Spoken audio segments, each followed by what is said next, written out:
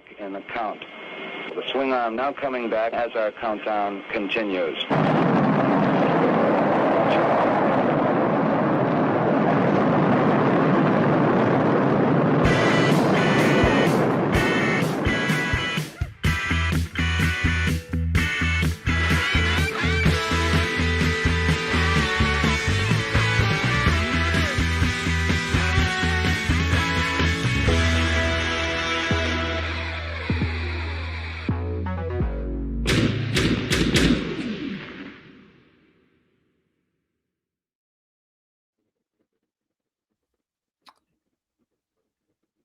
Good afternoon, good evening, whatever makes sense to folks. But for me and this guy, we're still enjoying some sun out. What's up, Alexander Storm? Welcome to the Brick Something News, man. Hey, man, nice to be here. Thank you for the invite, brother.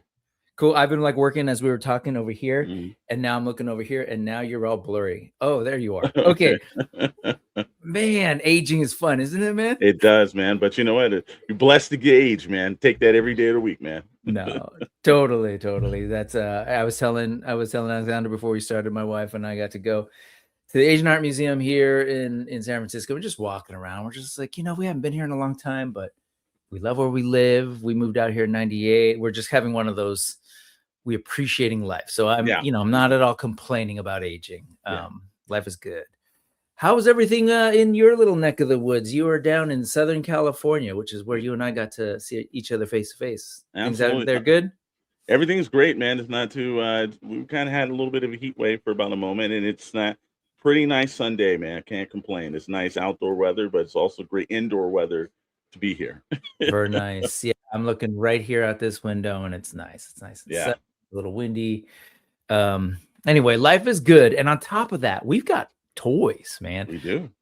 Constant toy stuff. So a little bit of background. I got to hang out with him at Motooniverse right across the way. He was there with the Shadowe Knows Network and Odd Frog, and they were sharing all beautiful prototypes. You were podcasting like live and interviewing? We were podcasting. We did a couple of live streams live from the table. We do that at certain conventions we go to. Just give people opportunity. If you're not there, it's like you're there. So when you were there, I'm curious, like just a little bit of background. Were you like all up on that Moto hype? Is that an aspect of what you do? Where was that for you as a kid? Well, one, we were there supporting Mega J. He's a very good friend, and him and Danny Green, just great human beings. And we had the opportunity to, we developed over at Bolt 9, our corporate company, this app called Toy Hunter. Right. And it's a collector's lifestyle app. And what ended up happening is we got a chance to actually take over the convention with it. And we were there to ask support. Yeah, Toy Hunter, if you guys haven't actually logged on, it is the collector's lifestyle app that you didn't know you need. But once you have it, you will be blessed to constantly use it. Because, how many times have you went and you purchased something and then you're out in the field or somewhere, and all of a sudden you're like, oh, I need that character, but you already had it.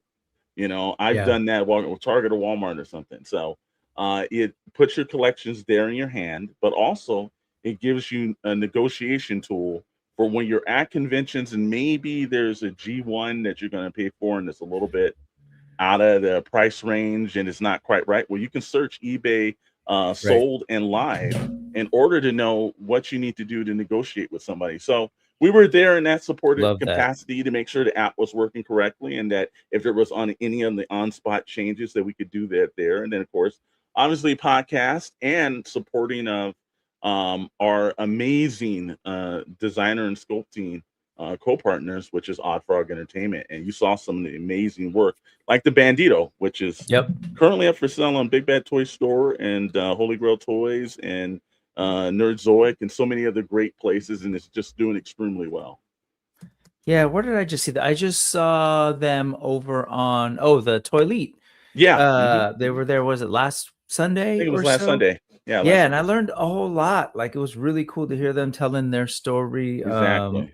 And then just looking at the Bandito. That was it was kind of a wild story. Kind of showed you a little bit about the ins and outs of the business, because there was some awkward patches there in their story.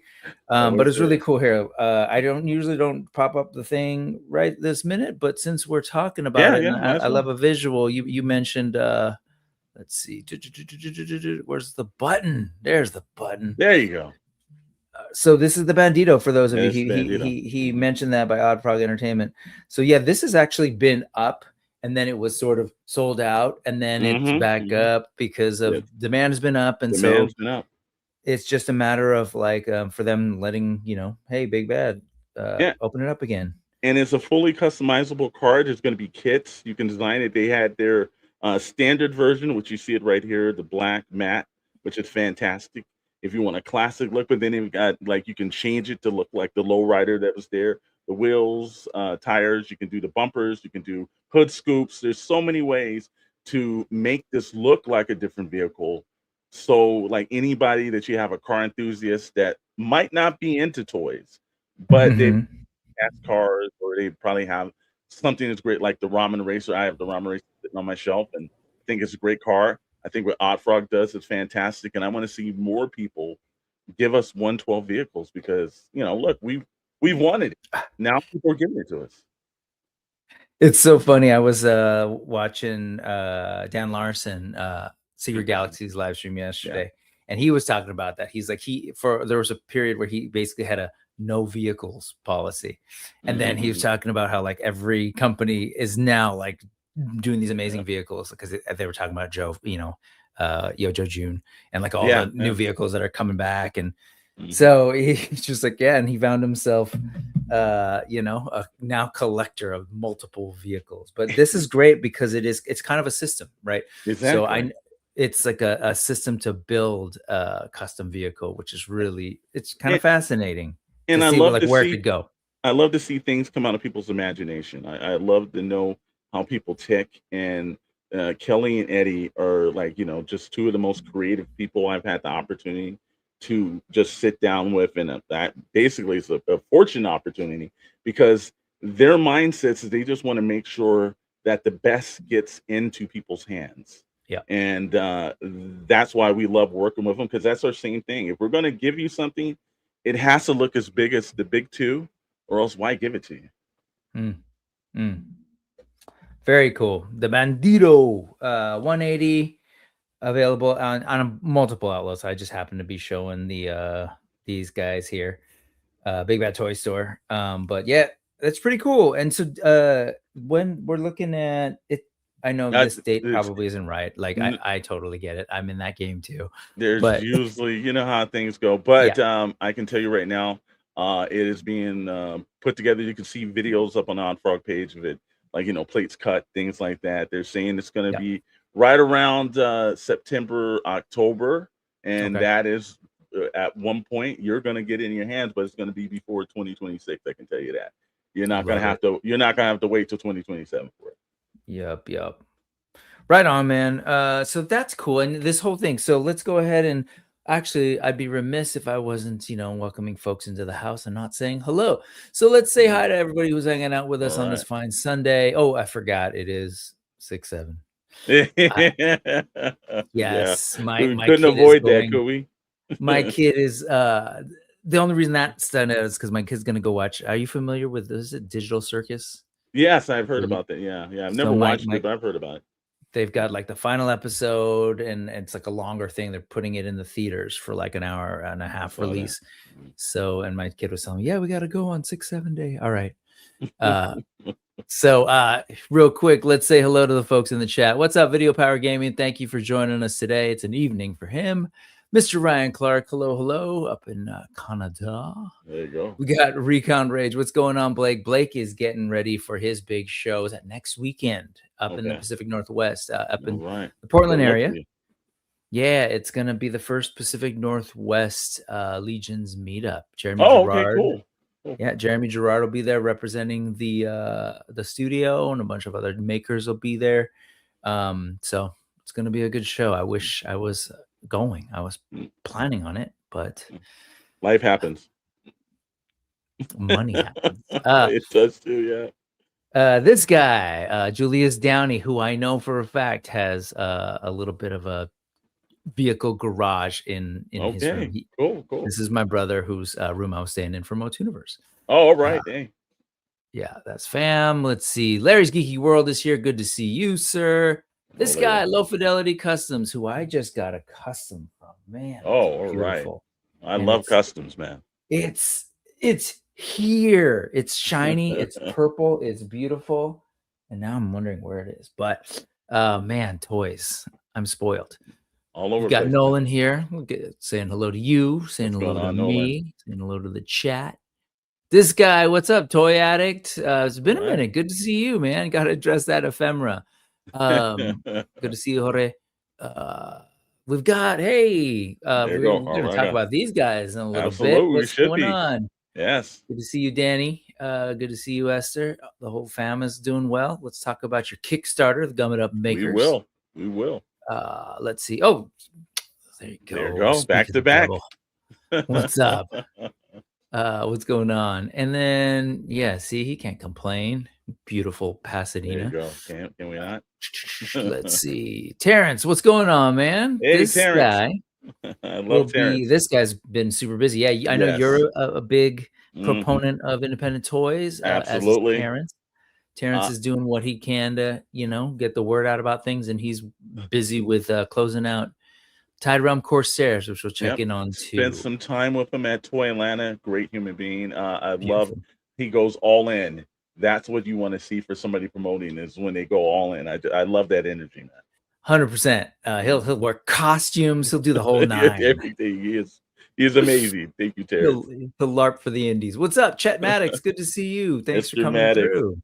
Good. Or people say that's my yes man. I don't know why. It's your yes man. I don't know. Let's see. Good to see you, Erwin, Long Beach. What's up, man? Erwin was also at Mo2N.E.W.S. So was Chet, right? Yep, Chet was there. Dr. Brentley, Rad, most of our guys, Meeks popped in. Scully was there too.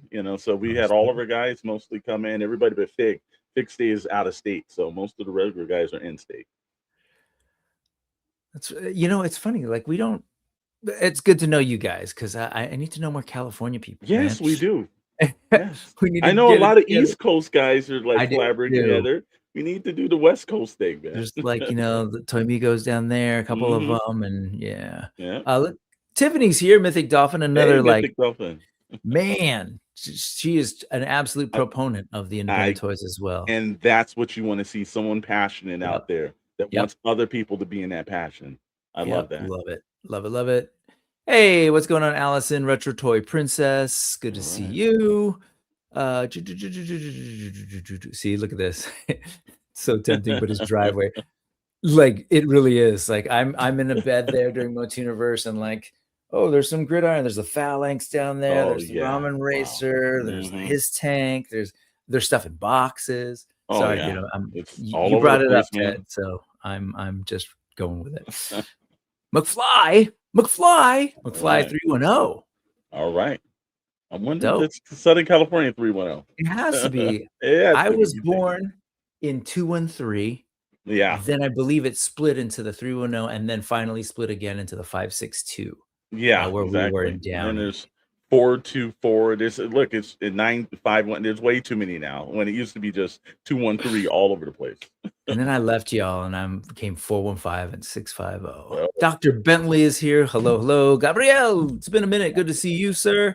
Yeah. And Toys and Tits. Let's end with Toys and Tits. Both of them. Interesting combination.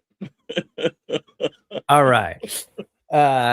So let's talk. We started with the Bandito. So this is kind of like part of your crew. You hang out with a lot of good toy folk. You already mentioned your Toy Hunter app, which I didn't know about, and so thank you for hooking me up with that. And I tested it to see some mithril action stuff as you were talking. I was like, oh yeah, let me check that out. So as far as the app goes, it's totally free to download on the App Store and the Google free Droid to download Store. You can put a certain amount of your collection in it. If you are like most of us and you have multiple collections, multiple lines, then there's obviously a couple of paywalls that you need to get to, and then there's one that it gives you a paywall that gives you points access to our toy hub or toy database. So it makes it easier for you to transition and put toys in.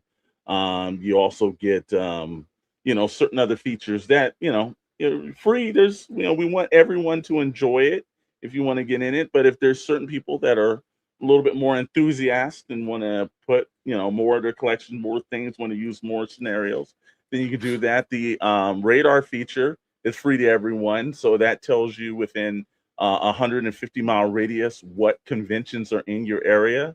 Oh, that's So cool. the best thing about that is, like, you've gone to conventions and there's another convention you had no idea what it was. Well, it's actually in there, pulled up. You can actually put something, so you're interested in it. It'll give you a notification that that event is coming around, and it just makes it easier. There's even a point that's been worked on right now through the masterful Mr. Chet Maddox, I will say. That's there is a portion where now you'll be able to speak to other hunters while you're at conventions to help build that community. Maybe there's somebody that you want to trade with, or maybe there's the buddy system, as we call it over on our Discord, the syndicate, where you're not able to get in the line somewhere, but somebody else is and make a purchase for you. Nice. You're like, hey, who's here?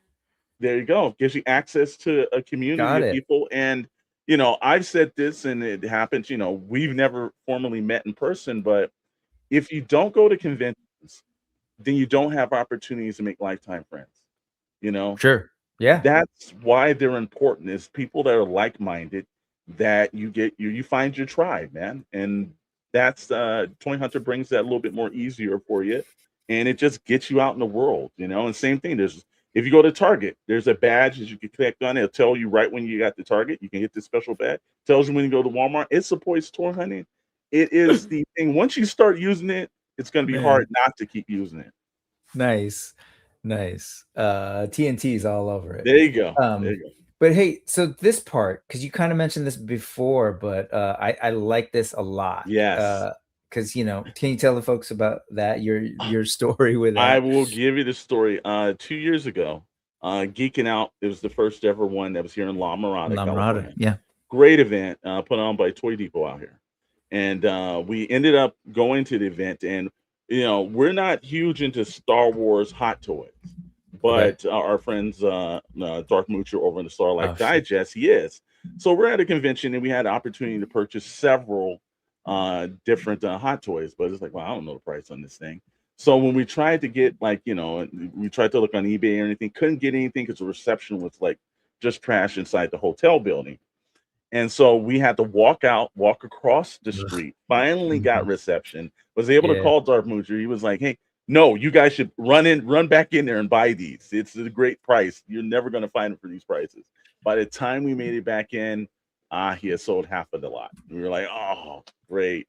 It still ended up getting some nice pieces, but it just put myself in a chat in the mindset where it was like, what if there was an app or something that we could check, and it's a negotiation tool? Because I've gone to conventions and somebody's told me an outrageous price on a Transformer or something. You're like, that doesn't sound quite right.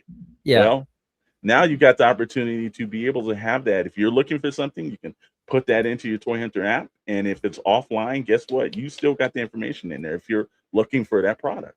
So you load it up before you go. You're like, this is the product I'm looking for. If you're looking for something, as a collector, what's the pieces that's missing out of your collection? And if you don't, that's why you put your collection in Toy Hunter, because you'll have it with you. So very cool. It just works out, man. Again, like I said, a collector's lifestyle app. It will help you in all facets of your toy collecting habit that you have. So make it easier for you to spend money, but also maybe not get completely ripped off, I guess, is what it is. We're trying to work on a white feature, though, too. They'll put your collection as less. You can just hit a button and it'll show less. Look at all the free things the giveaways you won. No, totally. Like, I don't have that many toys. What are you talking about? These are all prizes from watching streams. There you go. Yeah, familiar with the scenarios. All right. I was actually at a convention yesterday locally at the San Jose Super Toy Show. It's one of the few that we actually have up here. But luckily the internet was good, because I definitely was doing that. I was like, what, how much is this? But I came by relatively unscaled. Let me share this before we start looking at ephemera, because this is the danger of the game. I walked around that thing and I started counting. Oh, Yeah, I have that at home, Yeah. unopened. Okay. And you're wait, I have that unopened. And by the time I get to the 6th or 7th, I was like, damn it, I need to go home and open Open toys. toy. I really shouldn't buy anything today. Yeah. But yeah, anyway, that's just something. And then I hooked up with James from Geekology, who works on the West Coast Mythic Meetup with me up in Sacramento. His booth's there, and he's just got Legion stuff. And then I mean that 8 number went way up because I've got some Legions that have just been sitting in boxes. And anyways, yes, I'm gonna keep putting it out here, and hopefully it'll shame me enough to actually do something. There you go. There you go. No, believe me, I run the same problem. You get so busy and you've got like boxes on stack of boxes, So dumb, and man. there's another delivery. Last night I made sure I got the Hulkbuster, and normally I would have sat for maybe 2 weeks. I was like, you know what? Let me just cut this open. Let me just get this out because it weighed so much. And I was like, I put it together last night, put it on the shelf. I was like, because it just starts stacking and stacking and stacking. It's like, man, I gotta stop this, man. Very cool. A couple people just stopped in. We got Coda, the other Coda in my life. What's going on, man? So that last reference there is because my son's name is actually Coda. What's up, man? Good to see you. Chet is giving us the info. We also update almost every week based on feedback we get from in-app submissions. So the more feedback, the better it gets. That's awesome. You guys are building an app. Is that something that folks in like that's part of just skill set within the crew? It is a skill set in the crew. That's one that Mr. Maddox does extremely well. Nice. Dr. Brentley, who's in there as well, is a masterful editor, works in Hollywood, editing a lot of the. If you've ever went to a movie and you were just 100% scammed and the movie was nothing like it, but that trailer was great, he's probably done that. Oh, what are those? He's that guy. Blame him. Blame him. Deep Sea Rising. I'm still mad at him for that. Trailer cutting is an art form. It is. Ryan saying we kid, but it's better to be open and honest with our partners around our collections. We will hope so, Ryan. Very this good. guy was hanging out with us in our little indie toy corner of Motooniverse. What's up, Ace? Good to see you. It's awesome to see you in person, finally. Better toy makers out there, when you say support independent toy makers, a person who is constantly doing the work and making sure that he has contact with the people out there. I love Ace. Thank you so much. Also, Mr. Ryan Clark. We spent some time with Mr. Ryan Clark. Oh, did you? He was down at Motu Laser Pants. Let's see. Who else we got going on here? And Dr. Brentley. So, yes. It's your what's the reference here? All right. Let's see. So in addition to this, so you do have a crew of folks. This is you on IG, and I want to highlight this for a second. Tell the folks what you do. So it says screenwriter, creator, podcaster. Like outside of the toy thing, there's some other stuff that you're doing that I think when you and I were talking helped me understand a little bit about like the passion for toy making and stuff. Okay. I am by day a screenwriter. Been blessed to tackle the industry. I was used to point. I don't know. Sometimes it's not blessed though, because it is one of the craziest industries to be in. But I've worked with Shaquille O'Neal. Worked with the George Romero estate. Nice. A little bit before he passed away. Done work with Nick Cannon. Worked with Lionsgate. So we've done some things in our career, and YouTube kind of started for us. And if you've worked in Hollywood, you're getting tired of a lot of the bureaucracy, and you never really kind of control anything that you do. So in a general part, it was, I'm sitting around with Dr. Bentley Julian, and he was like, you know what, I think we need to do a YouTube channel, because at least we would control our content. And it was right before everyone now started to get the control the content kind of process. If you can create your content, control your content, you own a little bit more of it. So after years of saying, nah, I don't want to do YouTube and everything, it's like, And then there was a certain point where you're frustrated because you do a screenplay and the entire thing has changed. And it's like, it's out of your part control. of the game. Yeah. And there's a certain point where it's like, I'd like to see my vision get out there.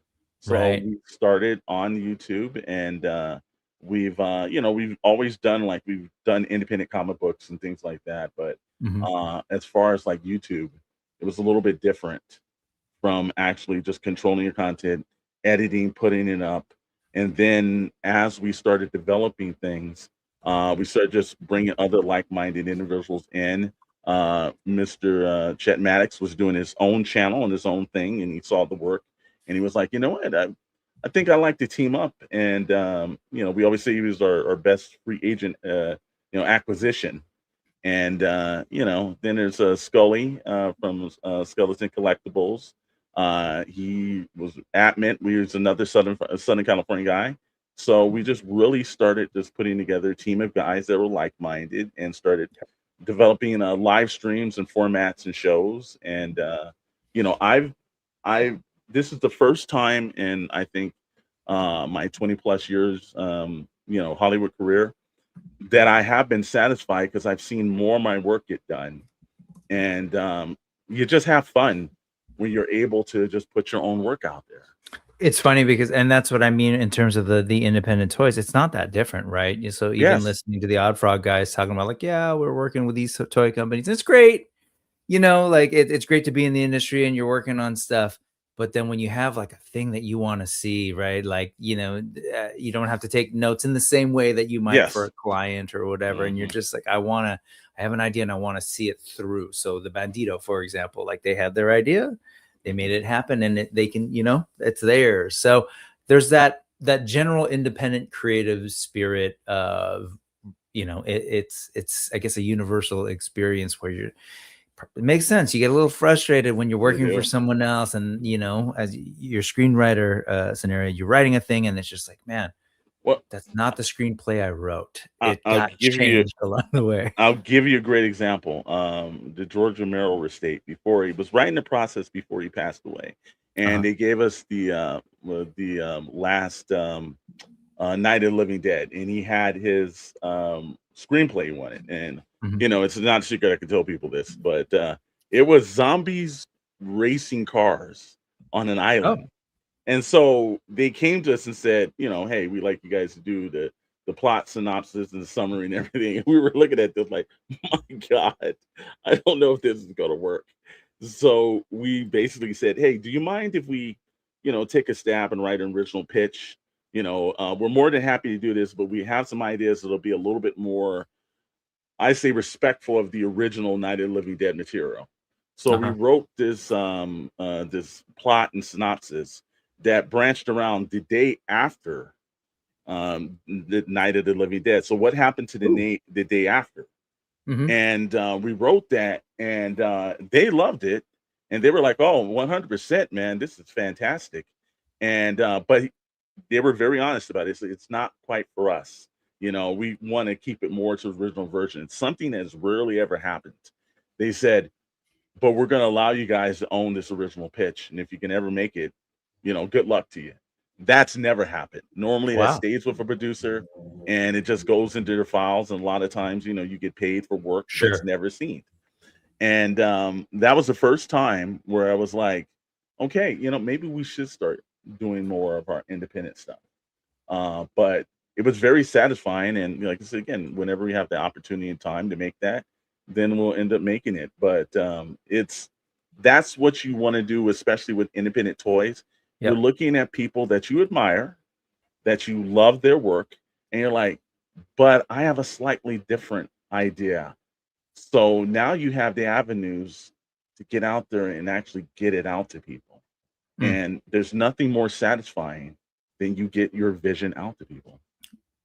Always. Where was that? On Friday night, I was over on the Figure Fight Club, and the conversation's just going, and eventually, like, it goes to sort of what I've done in my past. And there have been different ways that I've, like, as a person who's interested in creative things and has created myself in a couple different media, like, of course, I look back and I'm just like, oh, there was the band thing, very similar. Like, where you're just like, you've got an idea and you want to see it through. And if it's a label who's going to tell you got to change it, then hence you know, independent hip hop, independent punk rock, or whatever is born, and people just make their own labels.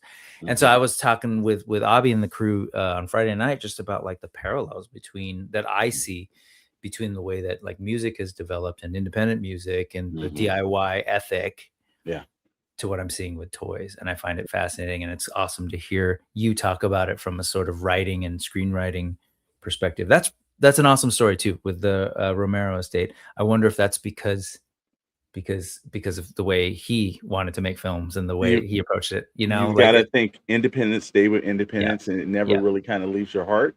And again, it was one of the few gestures I've ever seen done like that, and he was just blown away. You know, first of all, that they would read it in the first place, because a lot of times, you know, you don't have the opportunity, but they allowed it. And you know, it's something that it did change my thought process and trajectory in the career after that.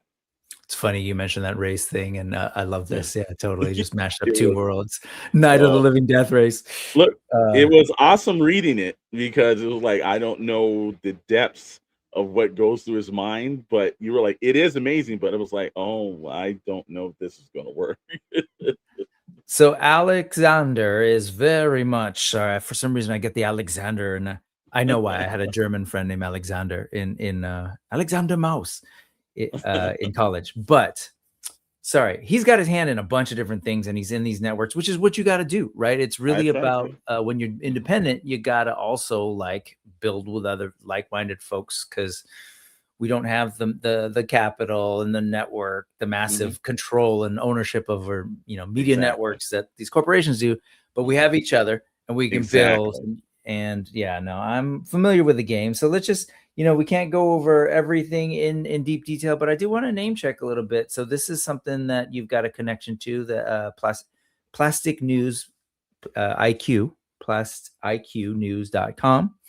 What's the connection with Plastic News? Plastic News at one point was just a contributing writer on there, and you know, the guys approached us in the early days, and hey, we want to do a news you know, website where it's kind of like basically where it's like, you know, we do a different kind of take in the news than everyone else, and our main focus is on toys, but we also want to do entertainment. So we were writing with it, and again, Shadowe Knows Network is owned by a company called Volt 9 LLC, and we had an opportunity that Volt 9 was like, you know, hey man, you know, this Plastic News is looking good. We would like to own a version of news to go with the actual Shadowe Knows Network, and they were already sponsoring a couple of our segments on, you know, Pixel Plastic on Friday nights. So we made a decision to have a conversation with them, and then we acquired Plastic News from them. Nice. So it's now part of the Volt 9. Volt 9, yeah, kind of like, you know, like a vault in the 9th vault that you would go to. And you've been writing on this already, and so it just worked out. That's awesome. Worked out. Love that. And then you've got over here. This is the Shadowe Knows. Talk to me. I'm really curious. Talk to me about the shadow. So for folks who are of a certain age, when you hear the Shadowe Knows, it triggers a thing. Old school radio that then was turned into a radio, and there was some old comics as well, takes on it. Novels, pulpy novels, but also a couple of movies. Yes, Alec Baldwin has a great movie.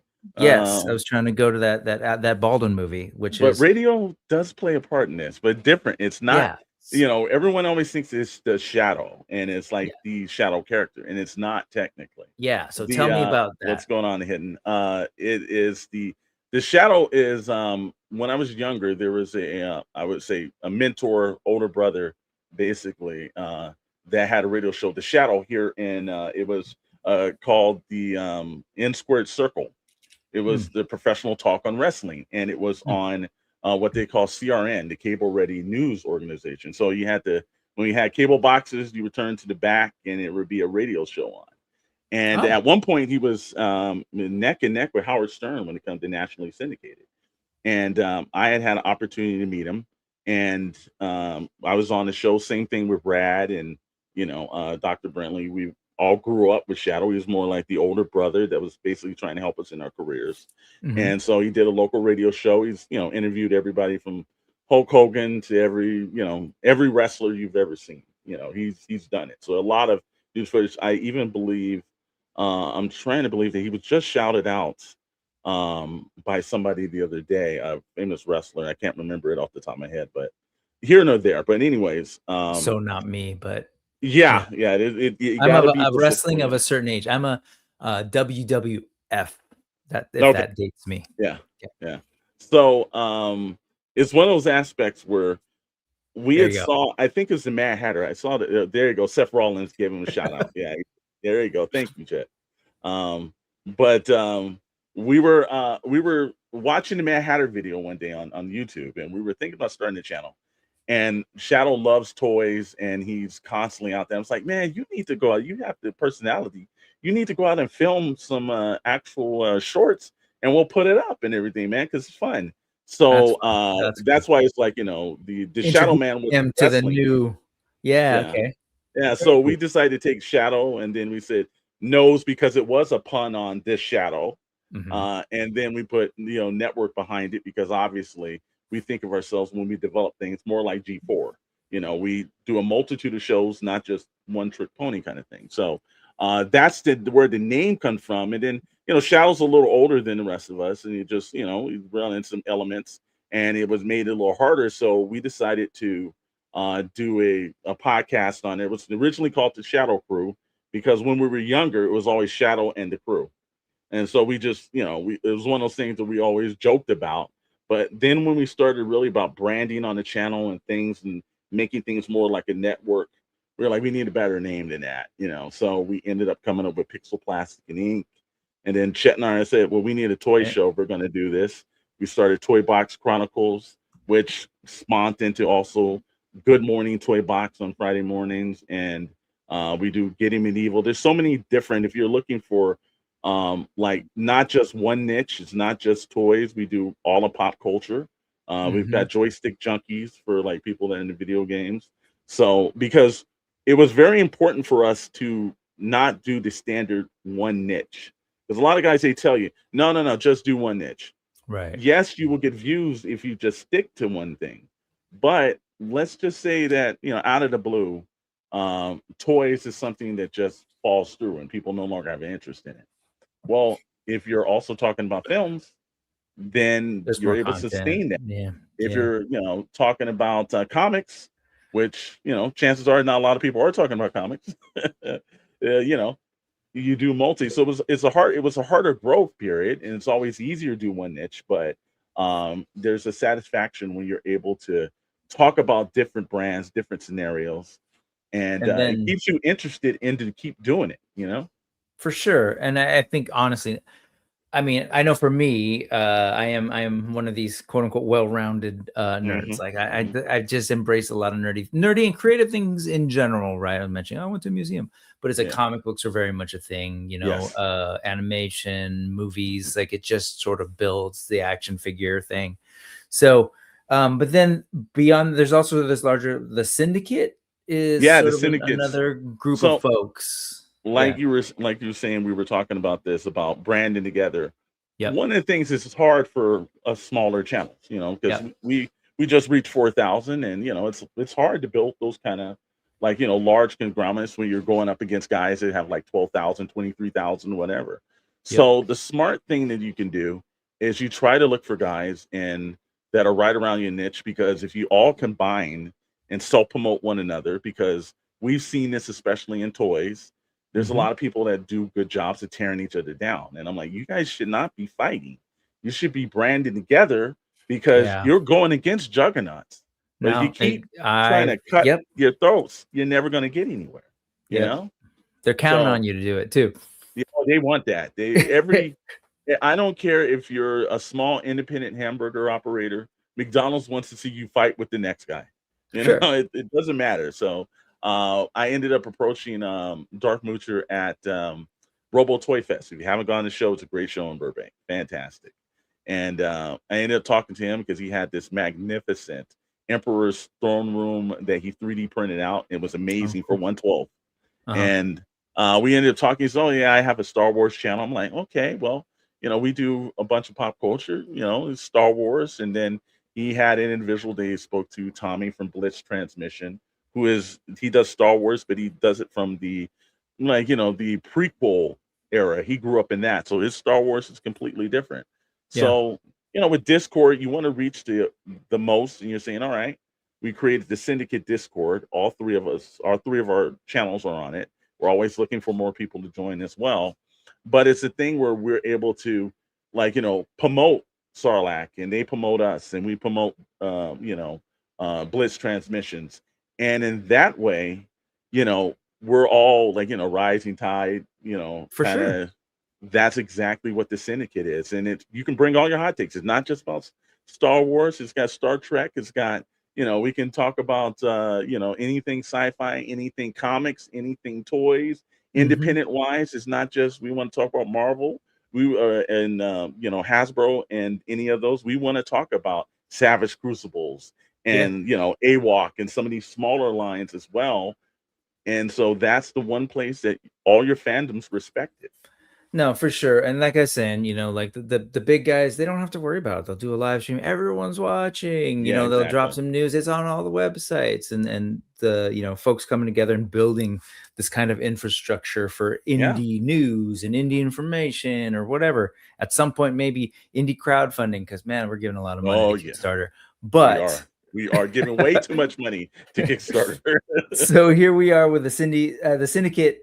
So they've got their schedule, and this is part of what pops up on a lot of your shows. Yep. In the beginning, and then this is you, right? You're the host of Pixels, Plastic, and Ink, which is again Toy Box Chronicles on Wednesday nights, and then Good Morning Toy Box Friday mornings, and then Pixels Plastic Friday night. So I'm doing, and then also on Monday I'm on the Sarlacc Toy Chest. So I do, I try to be on as much things as possible because we want to get the word out, man. There's a lot of great creators out here doing good work. That's right. And we I mixed up the digest and the toy chest. You're the toy chest. Ernie, Fallen Fett is he does the Sarlacc.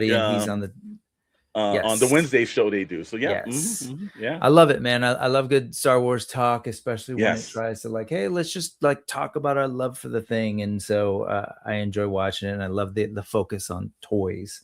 So very cool, man. You're super busy. You're all over the place. Real quick, we've got folks coming in. Nick, what's up, man? What's going on, Nick?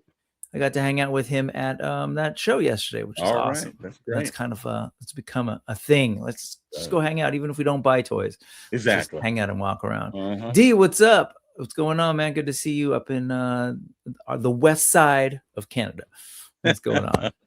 The Hidden is breaking down some history, which is we kind of talked around it, but he's just making it clear. Before TV was invented, folks got their information from AM, FM radio. That was a thing, kids, back in the the previous century. It was. But the Shadow, which was this awesome radio drama, full music, everything, like this guy's making the radio noises and sound awesome stuff if you ever got to listen to some of those. But the Shadow then turned into Shadow Comics, grew his story told on radio, and then from there, totally from Phantom, the Phantom.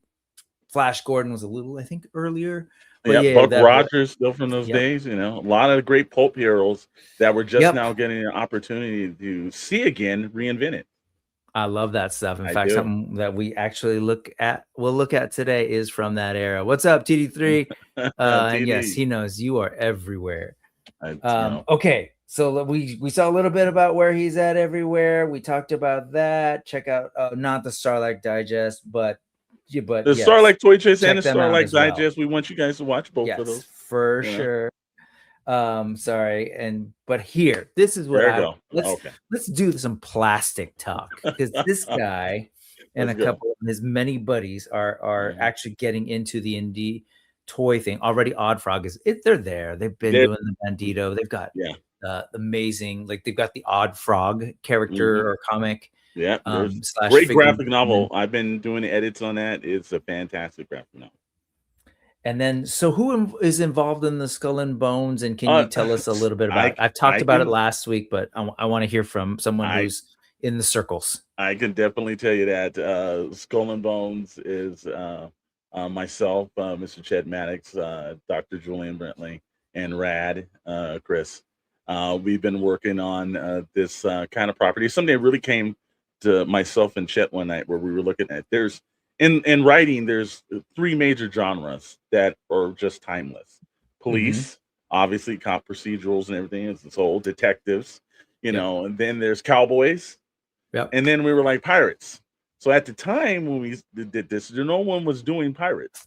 So we said, you know, it's like, well, we should just do some pirates, but we don't want to just do the standard pirates that you see, like, you know, just on it's got to be something where it very well has a kind of Raiders of the Lost Ark kind of feel, where there's mythicism kind of put in a little bit of, also, if you want to say Pirates of the Caribbean. You just don't want to do standard pirates. You want to make the world fantastic. Yeah. And so that's when we started building, like, you know, Legends of the Seven Seas.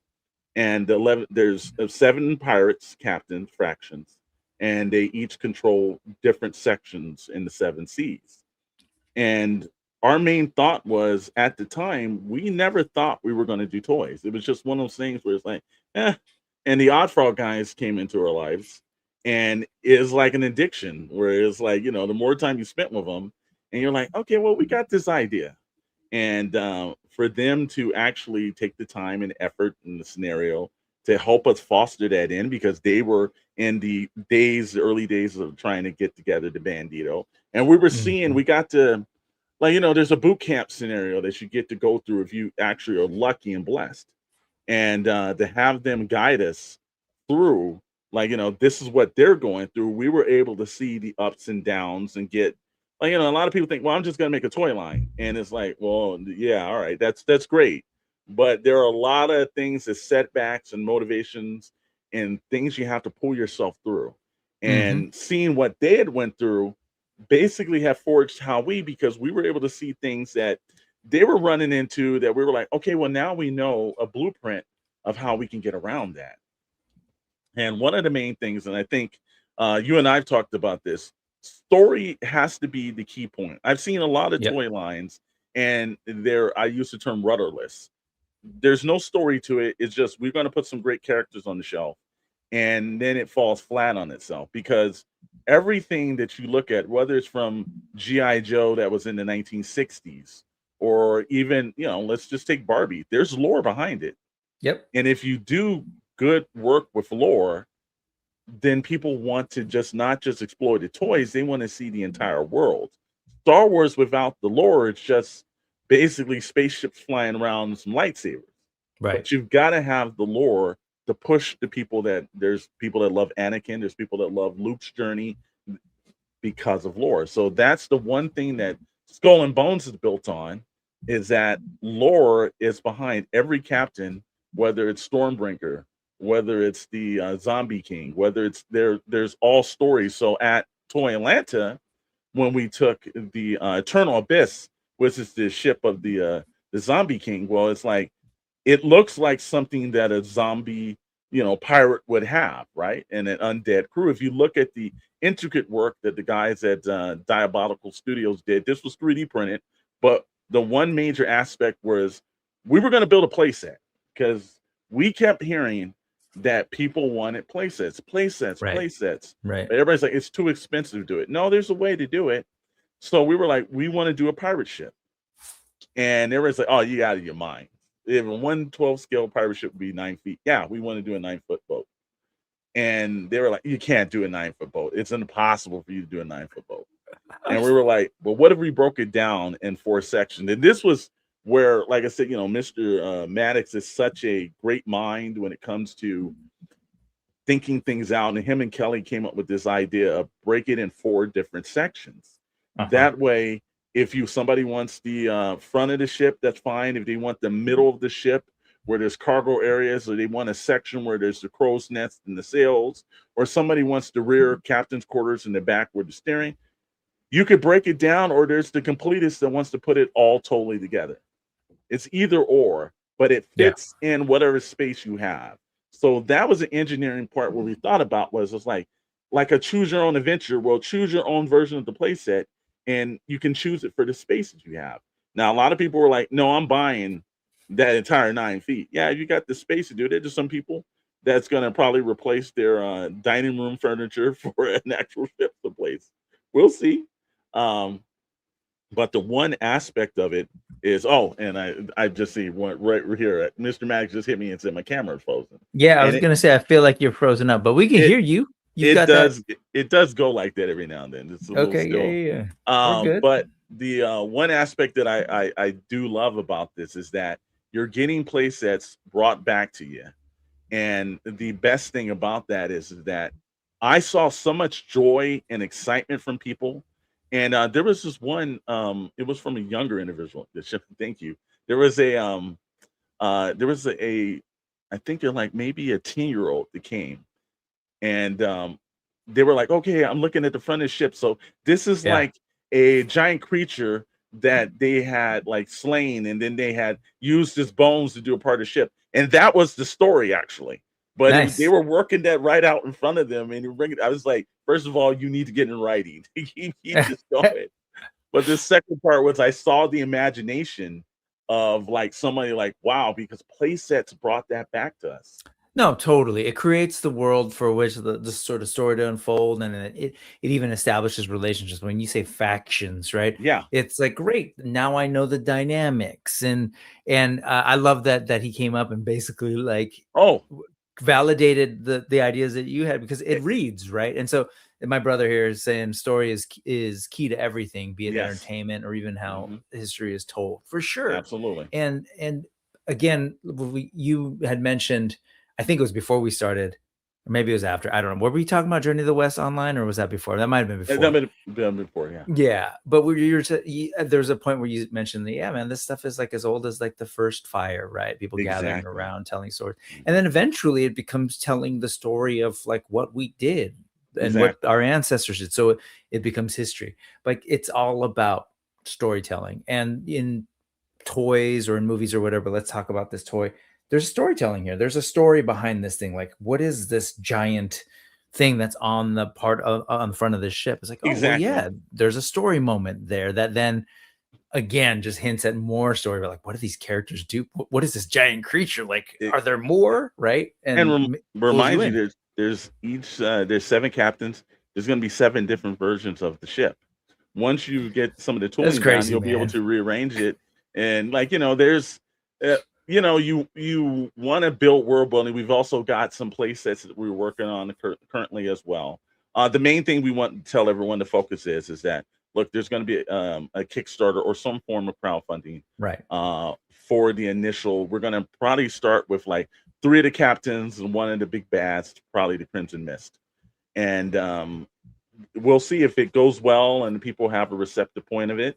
Then it leads into the ships being built, because we want to make sure that, first of all, the line's successful, but secondary is that play sets, and like we've seen with the 4 Horsemen and their giant mythic legion dragon, right? People want things that make their collections look unique. Pirate ship is one of those things that does it. Play sets is one. We've got we've got a port for, we call the Port of Scoundrels, that at one point, if the Eternal Abyss gets made, then there'll be a modular like port that you can build together that you can put them for, where would this ship go? Where would it dock at? Well, I know the Beacon of Light Souls, or Lost Souls, which is a cool. a lighthouse that's a play set. So we've put into the world building, because we want you to build Legends of the Seven Seas, Skull and Bones. We want that world behind you. Like, I have G.I. Joe Classified behind me, Well, I'm looking at there's definitely, here are the figures on top, the prototypes of the figures. But I want to shout out, you mentioned Diabolic. So that's Mikey, formerly High School Creations, who's been on the show. Love that guy. And it's so cool that you all are collaborating, because again, you're playing to people's strengths. Another independent toy maker that has focused on Wall XD, right? And then the castle. So he's 2 for 2 in terms of like doing the crowdfunding thing and getting product out there that clearly there's a market for, there's interest for. People want to build worlds. Yeah, but the ship will be actually resin molded 100. It's not going to be a 3D print to you. We just did this to get it, to let people know this is what the concept would look like, and there's no better example of having this is effectively your prototype. Yeah, just a prototype. And again, it's one where it's nice to see things in a tangible form. Yep. Because then you're like, if you tell somebody, hey, I'm going to do a 112 ship, you can have some drawings on the table. It doesn't give you the same impact. But when you actually have taken the time, prototyped it, put the expenditures onto it, and then have it drop there, then people say, wait a minute, I no longer have to imagine this. I can see it in front of me. And now I can see this in my collection. Well, this was brought to Toylanta Yes, it was. this year, and oops, I'll get to that in a second. But it was definitely like an attention grabbing thing, you know, the videos of you guys sort of uncovering it, or it was there. I'm sure people who were there were like, what the hell is under that? Exactly. But I know it's a prototype, so I'm assuming so much of this is super early. But you mentioned that it's modular. Can you tell me a little bit more, just like from this shot, like what might be like one section versus a well, no, you're looking at that is the front section that you're getting. Wait, this whole thing is one section? Well, right up to the point where you see the cargo area right below the sail. So then that's when it would end. Yeah, so it would end there, and that'd be the front part. There would be a small middle section, and that would be combined into one where cargo area, then one where there's obviously not a slot for the crow's nest and everything, but there's a section where there would be the sails actually connect, and then the crow's nest that you can put a character on, and then the last part of the fourth section would be the end of the ship, where they would normally have captain quarters. There's also an area that would you steer the ship from as well up until a point. Now, the best part about all the captains is they will come with it'll be a captain, a plank, and they'll have their steering wheel. And what happens is, when you buy the ship, you can take that piece and put it in the ship. So each one will have a different captain's wheel, because obviously they have all different pirate ships. Love that. Yeah. So the idea is like it'll come with a pirate ship, the what do you call it? The wheel. Yeah. Wheel. And essentially that could work also as sort of like an independent, like little dio piece with exactly, the figure. Exactly. But you'll be able to connect the ship, and it's a functional. You'll be able to connect it in the ship, and then it's like, okay, it has more meaning to it now. It's like I can connect this pirate with the thing, so it prompts you to want to have the pirates itself, but if you want to do the ship too, and again, someone may just want the super front. Ambitious. Someone may just want, like, just I can only have enough room for the cargo area, or I can do this with the crow's nest and have the actual giant sails, or I can just have the rear end, and the rear end will the captain's quarters and everything, they'll have lighting in it as well, so you'll be able to see you could have captain quarters. This front, so again, from the skull till about here, you're saying exactly, one section? Yep, right about there. That's a big one section, but okay. But it's, you got to get the front and the back's got to be the best part, man. So okay, so then I'm just curious, if there was a break, say here, like can I look inside the ship when I open? Is that the idea? That you'll yes, there will be. Oh, so it's you'll be able to see inside. You'll be able to see some of the cannon ports and everything. There'll be stations and everything else in there. Wow. There'll be obviously, you're gonna know there'll be cargo, things like that you can add to it, because again, we're world building, so we want to give you the world. That is incredibly ambitious, and I'm really looking forward to seeing this whole thing unfold and play out. That's really, really cool. Thank you. Interesting. Yeah, no, I mean, no one's doing it. It's, yes, we have like you said, no one was doing pirates, and then between everybody, Four Horsemen sort of moving into this seafaring part of their world, and then that's really wild. Which, can I tell you, this is like, we absolutely love it. We were at Toylanta. We gave before everybody announced, we announced at Toylanta that this was what we're going to do. We tried to take people on the journey before you even saw the pirate ship. 1 year before, this is what we're building, this is what we're thinking, this is what we're doing with the characters. And then we had a couple of people say, hey, this is our pirate lines. We want everything to do well. We are champions of everybody, and their success is only our success, because now, you want to have great lines, but you also want to have, look, we want you to put a Mythic Legion character on top of the ship. Like, we built the ship, so it's like, hey, you want to put that dragon on the ship, you can put that dragon on the ship. Man. Like, you want to see everyone succeed, man. Yeah, I that's how I play. I mean, these guys hang out with one another, and I absolutely love. This is awesome, by the way, Bro Toys. I just opened and have been playing with them, but I buy my toys in a way that sort of works both aesthetically and size wise. And so the fact that there's another, say, pirate line, like, I mean, I'm sure they might want, the folks who get those might want a ship, and you have a ship, and it all kind of just works. I see, we're not competition, we complement one another. Yeah. And if you can complement one another, you root for their success because you want 100%. them to root for yours. And the world's better when we're not fighting each other. You, yes, it is, and we need to remind people about that because it's annoying. But let me just say that, man, it pissed me off as a kid to then play. You know, I love playing Star Wars guys and GI Joe. It was cool. I could put some of the GI Joes into the Death Star playset or the Millennium Falcon.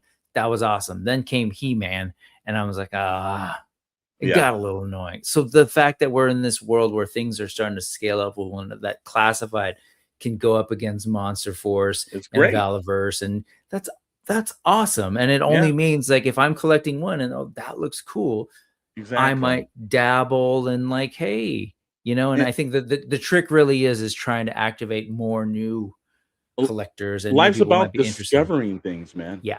You know, and if you don't go outside your own local neighborhood, then you don't know how rich the world is. You don't go to another state or another country, then you don't understand it. Well, same thing in your toy lines, man. If you're, you know, look, I love Bill's Operation Monster Force. The first time I saw it was at the SoCal Joe show down here, and it was in its early days. And I saw this, I was like, oh, I'm buying this. like military, like, you know, horror kind of theme kind of thing. Yes, I am definitely person. And yes, Ryan, he's absolutely right about I use that all the time because it's an apt analogy. Yes. If there's a healthy indie toy market, that just means, like, oh, more buyers, potentially new people kind of checking out toys. Oh, I want to, like, it's inevitable. I'm that way. Like, what's that? Oh, I gotta try Monster Force, even though I gotta just check it out, you know. And that just builds more interest in. We need that though, because we've been going on the 60 to 40 year point of franchises. But what do we constantly hear people saying? Hey man, there needs to be more original IPs. I've heard this from every toy collector. I need original IP because I grew up and I know the history behind GI Joe. I know the history behind, you know, He-Man. I need something new. And also, there's a new generation of individuals that if we just gave them, let's just say we just gave them GI Joe, they got 60 plus years of GI Joe. But like this next generation, don't you want them 40 years from today saying, oh man, I love that AWOC. You know, it's like that was my toy line from my day, and they're actually putting that in the hands of their kids. We need newer IPs. And so, first off, I want to ask the chat, if you're in here, if you could tell us what you're collecting. I am kind of curious how much of folks, like, what's the balance? Is it like, are you getting a lot of Hasbro IP? What are they? Mattel? What are they? But also the indies. I am kind of curious. And, you know, for some people, they might name one thing, but I suspect it's not one thing, that we dabble and we explore. So I would love to hear that from the folks in the chat. But also, if we were just to even stick within the tried and true evergreen IP, within, say, GI Joe, even in the 80s, right? It constantly was reinventing itself. First off, it was inventing something from the 60s and 70s. But if we do a Real American Hero, we eventually got, you know, and, you know, I get it. Some people are like, no, I hate that stuff. But originally, all green folks and one dude in all black and Scarlet in her multicolored thing. Then the next wave, it was all new, all different. Colorful. We got a pro wrestler in the line. We got an NFL player in the line, right? They tried for, you know, a fictional boxer in the line. Then we got, like, what was it? The Toxic, I forget what they're called. I didn't get into them, but whatever the sort of like, they start getting into the environmental. We got Battle Force 2000, right? Cobra Law. Wait, we had Cobra Commander. That was great. That was the main bad guy. Oh wait, but there's Destro who sells arms, and now there's Serpentor. So, like, it constantly was reinventing itself. Second, and then eventually we know classified. Second case in point, you just said it earlier. You were talking about the Sarlacc toy box, and, like, you know, you mentioned somebody who's like, it's more prequels. That's their Star Wars. Exactly. Tommy from Bliss Transmissions. But there's a group of folks like myself who grew up with the original trilogy, right? And then there was this whole other world called the prequel, and yes, people fought, and it was kind of ugly there for a while. Fast forward now, everybody's all excited about the prequels again. Exactly. Then the sequels came out and people were like, Mhm. "No, that sucks." Just give it time. Eventually the folks, including myself, will be like, "Dude, the They'll come sequels around. are great." Right? But it's reinventing itself, and it does Exactly. need new blood. And the point where hopefully we stop, trying to push out the new thing and instead embrace it, so that, because the nice thing about this is it all lives together, right? Like Yes. whenever I look at all these toy websites and they're like, yeah, we talk about GI Joe, whatever, and then they'll eventually get to, yeah, there's Teenage Mutant Ninja Turtles, there's Toxic Avenger toys, there's Mhm. Visionaries, like all these things, and we talk about them as if they are one phenomenon of awesome action figure goodness. It's going to be the same in the future. Exactly. If we don't try and stop fighting it, like, Exactly. so Love what you love, man, and don't let yeah, anybody tell you that what you love is wrong, man, because yep, you're supposed to, have different views and opinions, but also we're supposed to be able to have open dialogue where we appreciate people's. If you're into, there's a lot of lines that I got into just by somebody pulling me into it. Like, right, hey, and it's the same thing. I know you talked on one of the or chat on one of the videos that we did, our weekly take that we do for members only, and I mhm, had never purchased Savage Exclusive before, but it wasn't until I was at Moto Universe and had an opportunity to speak to the owner and really yep, just having dinner conversations with him and everything. And then it was like, you know what? I'm actually, I actually want to purchase one of your figures.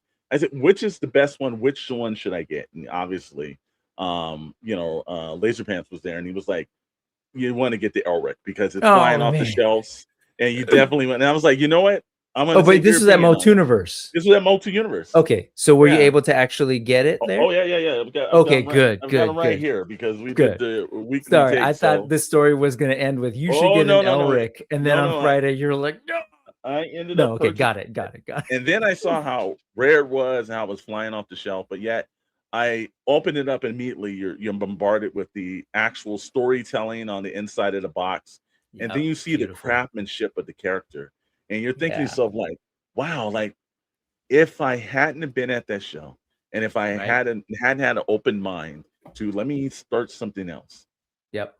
it was dropped in my hand. I was like, this is a beautiful piece to the collection. I'm like, you know what?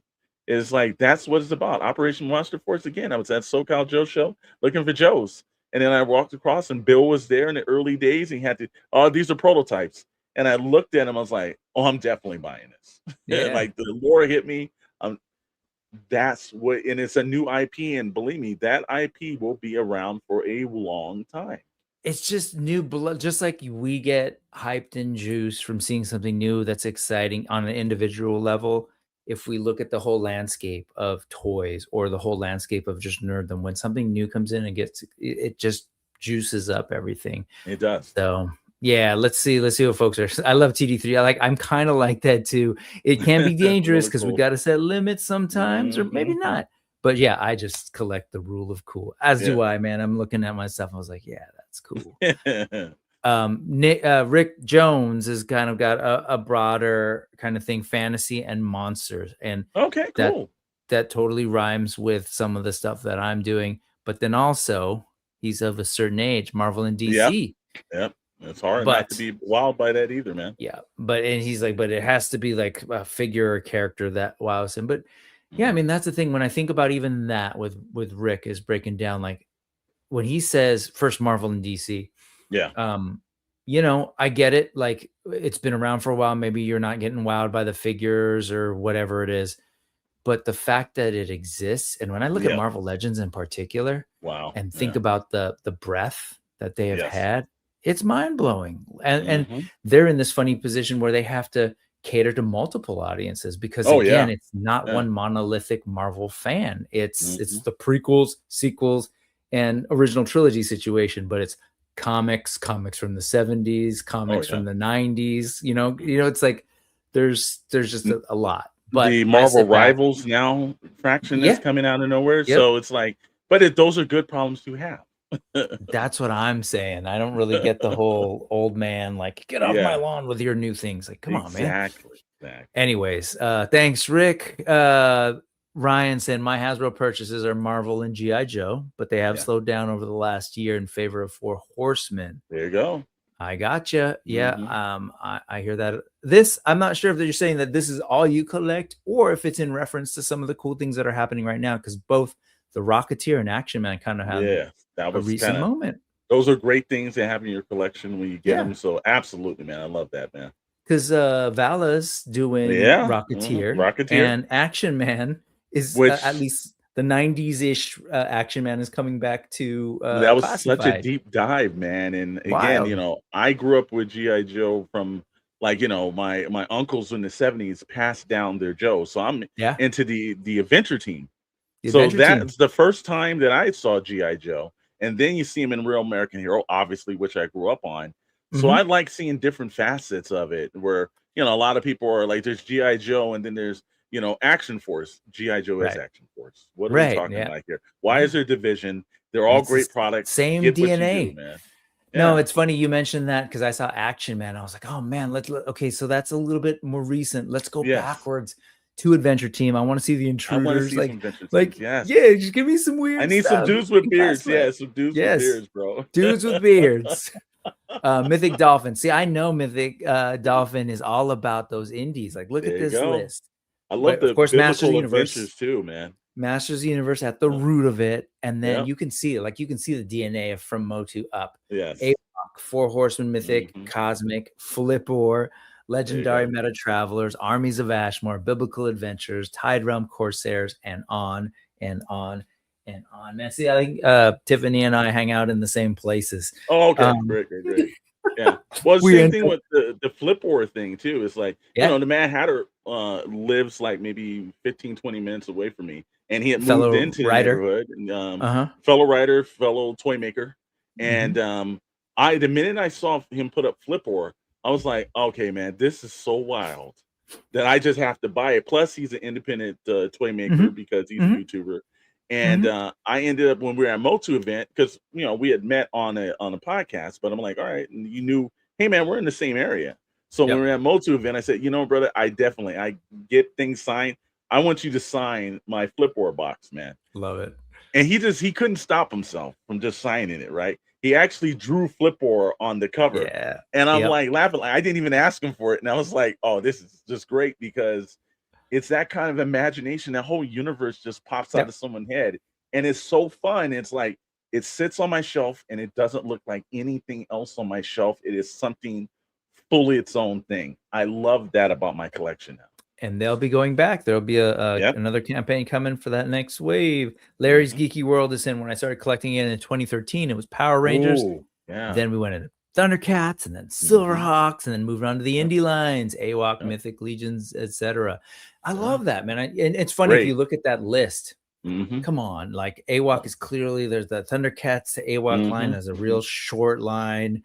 It's Yeah. great. Even I would argue Sentai. Hey, And and let's before not that, slack on those Power Rangers, man. I Power was gonna Rangers say used to Power own the Rangers. world, bro. Yep, They used to Power own the Rangers world. it started in Japan as Super Sentai or Go Ranger from the Sentai stuff. And before that, when I think about like the teams, I think about Battle of the Planets, Gotcha Man. Yeah. And there's another straight line straight to a team of 5 Hawks, Silver Hawks, right? You've got the big guy, the kid. I mean, if that isn't Gotcha Man, I don't know what is. This guy, I've been to his room, I know, and yes, he's been all over it. He's got one of the most amazing Marvel Legends collections. Absolutely, Man. love that. What's up, Quip of GDL, from which the Flipor joke of a thing emerged. What's up, Quip? He needs a modern icon, rocket, hardware, and static. I will also Quip. They haven't respected the Milestone universe. Nope. I grew up in the Milestone. I was in comics in those days. Fantastic. Yeah, and guess what? I need icon, any rocket hardware, most definitely. There is a static on the show, but you definitely need those characters. Absolutely. Well, I hope that the DC Mattel stuff, the adult collection line in particular, does come through where Todd didn't. I was at Target and I saw the kids version of that. First of all, Mattel is gonna do some fantastic things. The kid version of the DC line they just dropped out is $12 and I think 96 cents. Mm. And I was like, I have not seen affordable, well-detailed figures like that for kids. Where I'm like, if this is what they're doing at $12, I can't wait to see what they're doing for the Yep. adult line. So I Yep. think they really are going to bring their A game to this, man. They've got vehicles already. I was looking at Oh, a review of that Robin cycle the other day. No, yeah. they're doing good stuff in a, yeah, it sounds like they're hard at work doing something really cool with the adult line. Quip is saying NECA cartoon TMNT got him back into collecting back in 2019, but he's recently stepped up into art toys. I love that. Yes, Yeah. recent pickup is Sky Guy by Sad Salesman. I've seen him showing that stuff. I think it's really cool, and I know he's full on into those Mondo TMNTs as There you well. go. So Love that, man. Love that. the Hidden saying, if we're going Hasbro's adventure team, can we discuss Mike Power, Atomic Man? Yes. Wow. Yes, you're gonna have to. I'll take a Bullet Man. I know Bill and them are doing kind of a Bullet Man looking thing, but I would love for Classified to go back to some of that stuff. I'm actually really excited by what they've been doing with the sort of anniversary stuff, going back, hinting at some of that stuff, but also now supposedly Lara Croft, and I know some people are but I'm into it. Like, let's go. Because I think Classified has created a cool canvas for action I love figures. crossovers as much as I like to see the original line, because again, you're getting a character in a different, complete take. And we've seen different versions of Lara Croft on certain shelves, but to see the Hasbro team pull that off, I'm totally interested in it. Me too. And yeah, I know I was going to say, I know Ted was big into Milestone Comics back when he was in college and I was in high school. So anyway, back to this. Skull and Bones is coming. You guys are going to do some amazing stuff, and you're collaborating with good. I love, again, like when the independents are playing to their strengths and coming together. Love to hear that Mikey and Diabolic are working with you on this. These characters are looking good. Do you have a sense of timing yet, or is it still a little too early to say? We're looking for early 2027, maybe, to do whatever form of crowdfunding. We are looking at, because you're absolutely right, Kickstarter. There has to be other alternatives, because I do think it's all right to be reliant upon them, but I also think there's a lot of ways where we're just getting,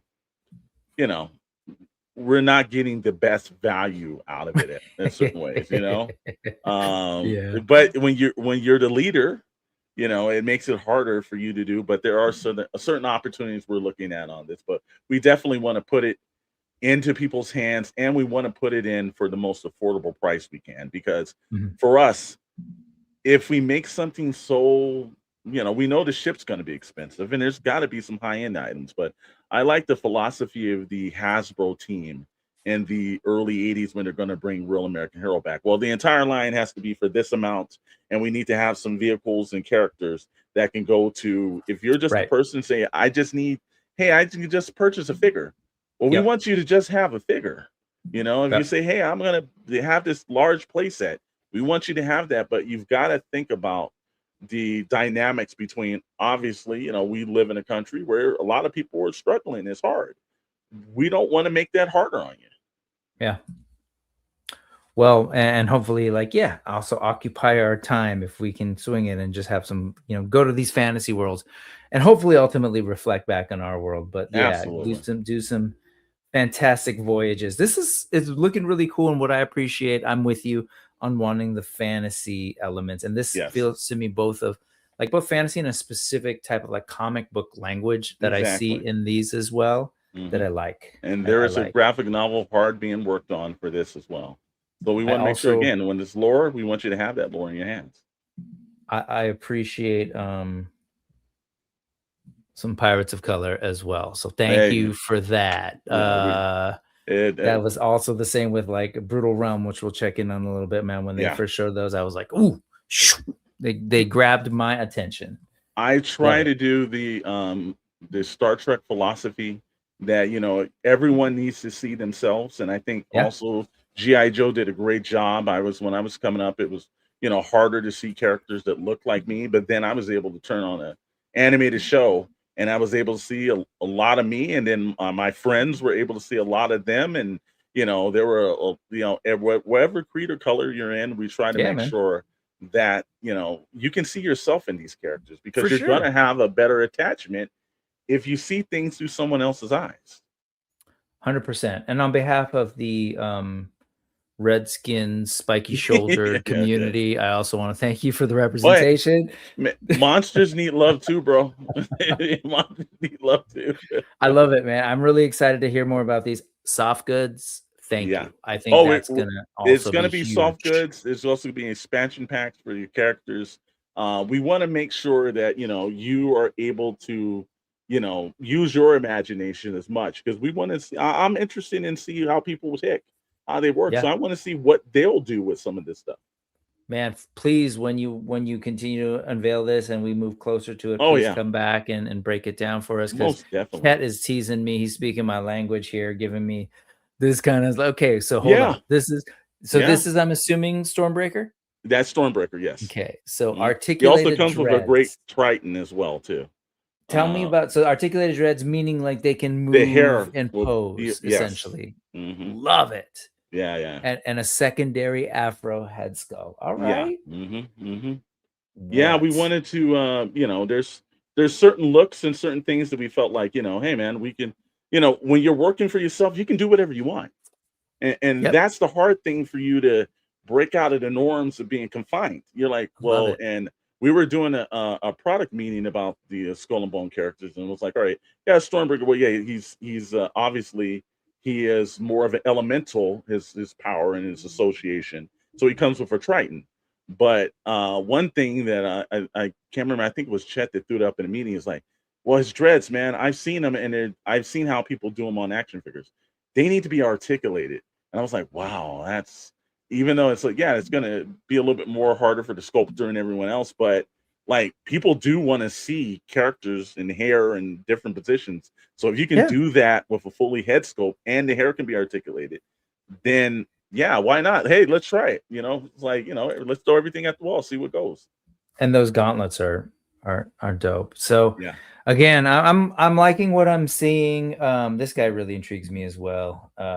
Yeah. So I'm love it. Big Yep. chunky boots and all Yeah. the whole That's nine. his boat that he's sitting on. So that's the internal Okay, abyss. this is his. So you Got can it. see, like, if you look at the ship and the detailing, it's like it's falling apart. It's like rotting like a zombie.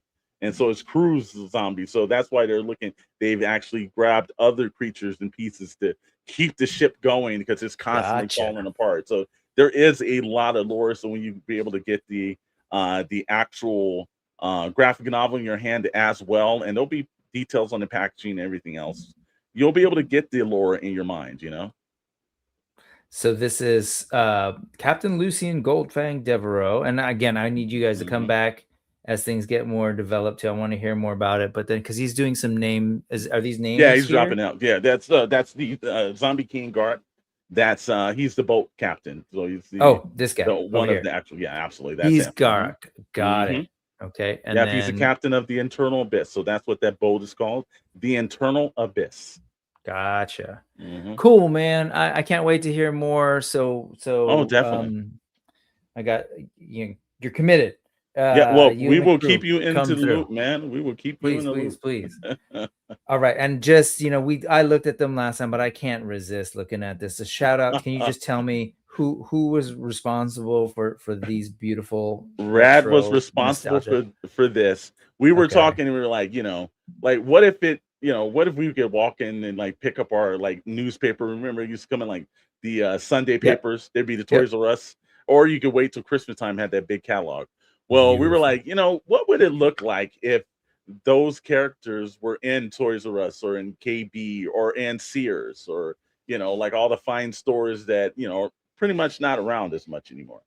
And so we started. He did a design. He sent it over to us, and we were like, "Oh yeah, we're posting this. We're posting this." And I saw you guys were joking about the price. He was like, "If it was in the 80s, this is what the price would be." That was rad. No, yeah. To be clear, yeah, they won't be $7.99. You're not going to get a 9-foot boat for $29. It's not going to happen. But this just captures it, man. Really, like so many of us are stuck there, and it's so fun. Yeah, I love it. Yeah, and it's also looking forward to this. You get a piece of nostalgia, man, because like I miss those stores. I miss those days of walking into those. Like I would go to KB down here in Torrance, and I would go to the Toys R Us. They had a giant Toys R Us, and then I would do the thing where I go across the street to the Delamo Mall, and then I would go in and check the KB toy store. Like what's the best deal? I knew I could get great clearance stuff out of KB, but I knew the stuff I really needed was over at Toys R Us.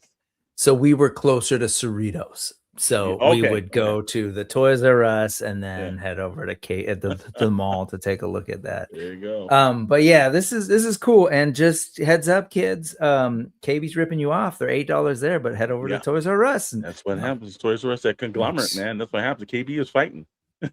All right, let's do some ephemera. Let's take a look. But I'm happy to hear all about the stuff you've got going on. Really excited to hear about the Bandito, the Odd Frog stuff. I want to bring them on. I want to hear more about their characters too. And then we'll talk Skull and Bones in the future. But pirates, as you've alluded to, they're not the only ones. You're not the only ones at this moment exploring that.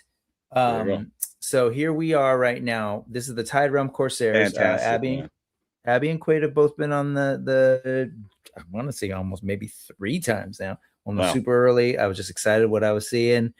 And we did it during the campaign. More recently, at that time, it was like at 154 or something. We're like, okay, that's about a week ago. But throughout this week, they blazed past 165. Yes, it was just, I think, want to say yesterday or something, maybe. And then now they're up at, I checked today. I was like, oh, we're about to hit 200,000. So there you go. They've basically got just 3 more hours to go. Well, a little over 3. It ends at 9 p.m. Pacific, 6 p.m. Eastern. Yeah, you got a little time, but don't wait till the last minute. No, don't. In fact, I got to make sure I got to make some adjustments because there's some things that have now been unlocked that I can access that I want to do. So I will just say, check those out. We've talked about them here extensively. Another cool kind of fantasy pirate take that, again, is just going to look great on the shelf next to Skull and Bones and Mythic Legions and all of these guys. Get a big loose collector wolf attacking the ship and go to town. Congrats, Terrence, if you're still in the chat. Congrats, brother. I'm so proud of you guys, and it only makes us strive to make sure that our stuff comes out and it's it's compatible to yours, man. We just want everybody to do great, man. So love that. I'm so happy you guys got over to the beautiful, which I knew they were going to make it. So it wasn't like I ever thought like, nah, people wanted it. There was a lot of excitement when we were at Toyland. A lot of people wanted to see this. IshCon, it was the year of the pirates there. So I knew that this was going to work because people want to see this imaginative stuff, man. Yep. So, and you can see these are the things that are now available, and go check it out. 6 p.m. They're going to start a sort of wrap up end of campaign countdown kind of stream. I think I'll probably join them in a little bit doing that. So check that out, folks. In the meantime, there's another Kickstarter that's happening. As folks know, Danny and Esther of the Gum It Up makers of Pop and Bubble Studios and their Gum It Up makers line. We're also here. They've got a goal is what we're looking at. We got to put some work into this one, man. Yeah. Tell the folks, what are your thoughts on the Gum It Up makers? Look, I think that I love the stories where people can do things with their creative partners. And it's such a great, like, you can be married to somebody, but yet also have a creative expression that you can show out to the world. That's what these characters are. But also independent, somebody that was working for a corporation. Can I do this? And they bet on themselves. I love people that bet on themselves. It's so hard to put this out there. And, you live and die with your characters. I do it through the screen. And if it goes wrong, you're sitting in the theater and it's like that movie bombs, you're like, oh, man. And, you always want to bet on yourself. So this is something that I know we were all excited about the Corsairs, and we should be. We've got those. That's out of the way now. Now, this is the next thing we need to put our focus on. Tell all your friends that they're in the Mythic Legions, that they're into Motu, that these are great characters made by great people. We need to make sure and champion this in, because we all want our own things championed. So we got to get this out, man. 100%. Folks should check that out. And this is a great time for me to remind folks about that QR code that's down at the bottom of the right corners of the screen, and the URL that's coming right across the bottom. That's where I put all the links. So check it out and head over to these guys, Gum It Up Makers. Check out their campaign. Tell folks about it. We've got 18 days to go. Yeah, that means so we got 18 days worth of work, man. 18 days. Because with this one, is one of those things where it's like, we need this out. We're talking about we want original IPs. We need this out. And also, it's got so many vibrant, beautiful colors. It's so fun. If you're into any of the stuff that you look at for, like, you know, Pixar, the Monsters Inc., and all these other great properties, this is something that, you know, look, your 4 and 5-year-old could walk in and you don't have to pull it off the shelf. You know, it's right there, that this is probably a property that will live with them another 40 years. So this is absolutely, like, you know, when we say we need new properties, we need variety. So, you know, for every, you know, Mythic Legions, there is a Plunderlings, and I love that. I love Plunderlings. And it's not, it's something, like you said, kids can access, but also like big kids can access, because this stuff is super fun. Like, I've got Plunderlings, I've got a couple of these back, so I want to see these. And again, it just pushes the entire medium and format forward. And we have, like, you know, we have the mic to get this out, and we need to be getting on the top of the roofs and screaming this out, like, hey, look at this. This is great. This is fun. This is something original. And you guys have been asking for things that put smiles on your faces. You can't help but to walk in a room and see these. When I saw these at Motu Universe and the actual live real world one, you just laugh and it just makes you smile. So we definitely, I love that too. Reminds me so much of My Pet Monsters. It's just beautiful, man. We got to shout this. So we all need to do our things. We're champions of independent toys. We've got to really show that we are, because we can get this made, man. Get yourselves a Munchie and a Boobaloo, and eventually you'll get a Pio and a Niblet and a Pip and a let's go.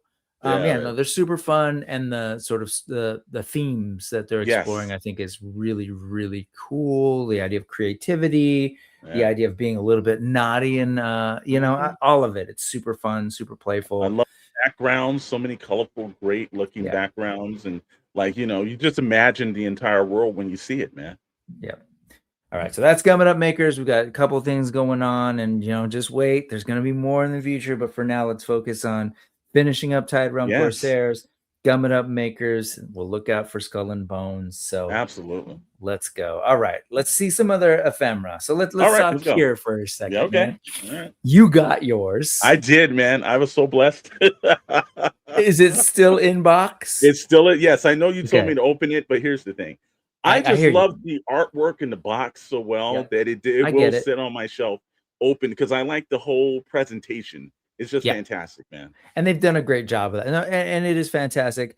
I will just quickly say that I have backed. It's right here. It's right here. I've backed Savage Crucible. I was before the Kickstarter, man. I was looking at their website, digging through, looking at all their concept art. I was just blown away by, like, wow, what are all these wild designs? Would love to see these in toys. Kept paying attention, grabbed the comic, the digital comic. Kickstarter landed, backed it up to 3 waves, and got my first 2. I barely opened this guy. This is where Ball and Chain, based on a Frazetta painting. Just a couple weekends ago, because I opened up Krieger first and Jaeger from Wave 2. Love them, and then just sort of, like, see my comments earlier about being at a toy show and realizing I have toys at home that I need to unbox. Finally open them up. Like, quickly try to get them into the pose, like the painting. And I'll say that these from Wave 2, I remember it's like, oh yeah, the older Savages, some of the joints, you really got to work them. You got to heat them up and do all the 9. I mentioned that with Elric, because I opened him up just like a couple days before I opened up Warrior with Ball and Chain. When I open this thing up, man, it just comes out, and, like, the joints are free, and a lot of that is because they're working. They've stepped it up with, like, the materials they're using, so they're using POK instead of POM or POM on the joints. And at first, like, I don't really know, you know, wouldn't really know the difference. But then when I open this guy up, and the posability and the movement, like, right out of the box. So this is definitely representing, like, the state of the art of Savage Crucible at this time. And I think, and it's also, like, it's funny that I hold these two up together because these really are like the roots of so much of what we do. We were talking about Shadowe, right? Yeah. So we're talking Frazetta and the Frazetta. work of Howard, right? Yeah. And Conan.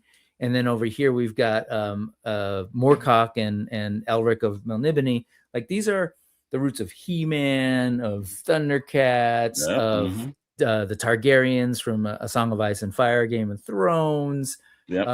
What else, man? It's just like a little Lord of the Rings-ish kind of thing. 100% in both of these figures. So this thing is a fantastic figure, and congratulations to you on getting him, because when we were at Motooniverse a couple weeks ago, like that's why, you know, they did the pre-order a long time ago. I was one of those, like, see my comments about the Kickstarter. I was there. I went in early. When they announced this, I was like, dude, that thing looks cool. Yeah. It's Elric. Yes, I need to get it. And they even had like an early bird discount if you ordered like in the pre-order. So I'm aware of it. That said, that's not me rubbing this into the people who didn't get it, because I fully am aware that, like, not everyone, you know, you and I traffic in indie projects. Yeah. We're blessed. We're a little lucky. You know, there are a bunch of toy folks who who are still plugged in and watch, you know, the YouTube stuff or read the websites.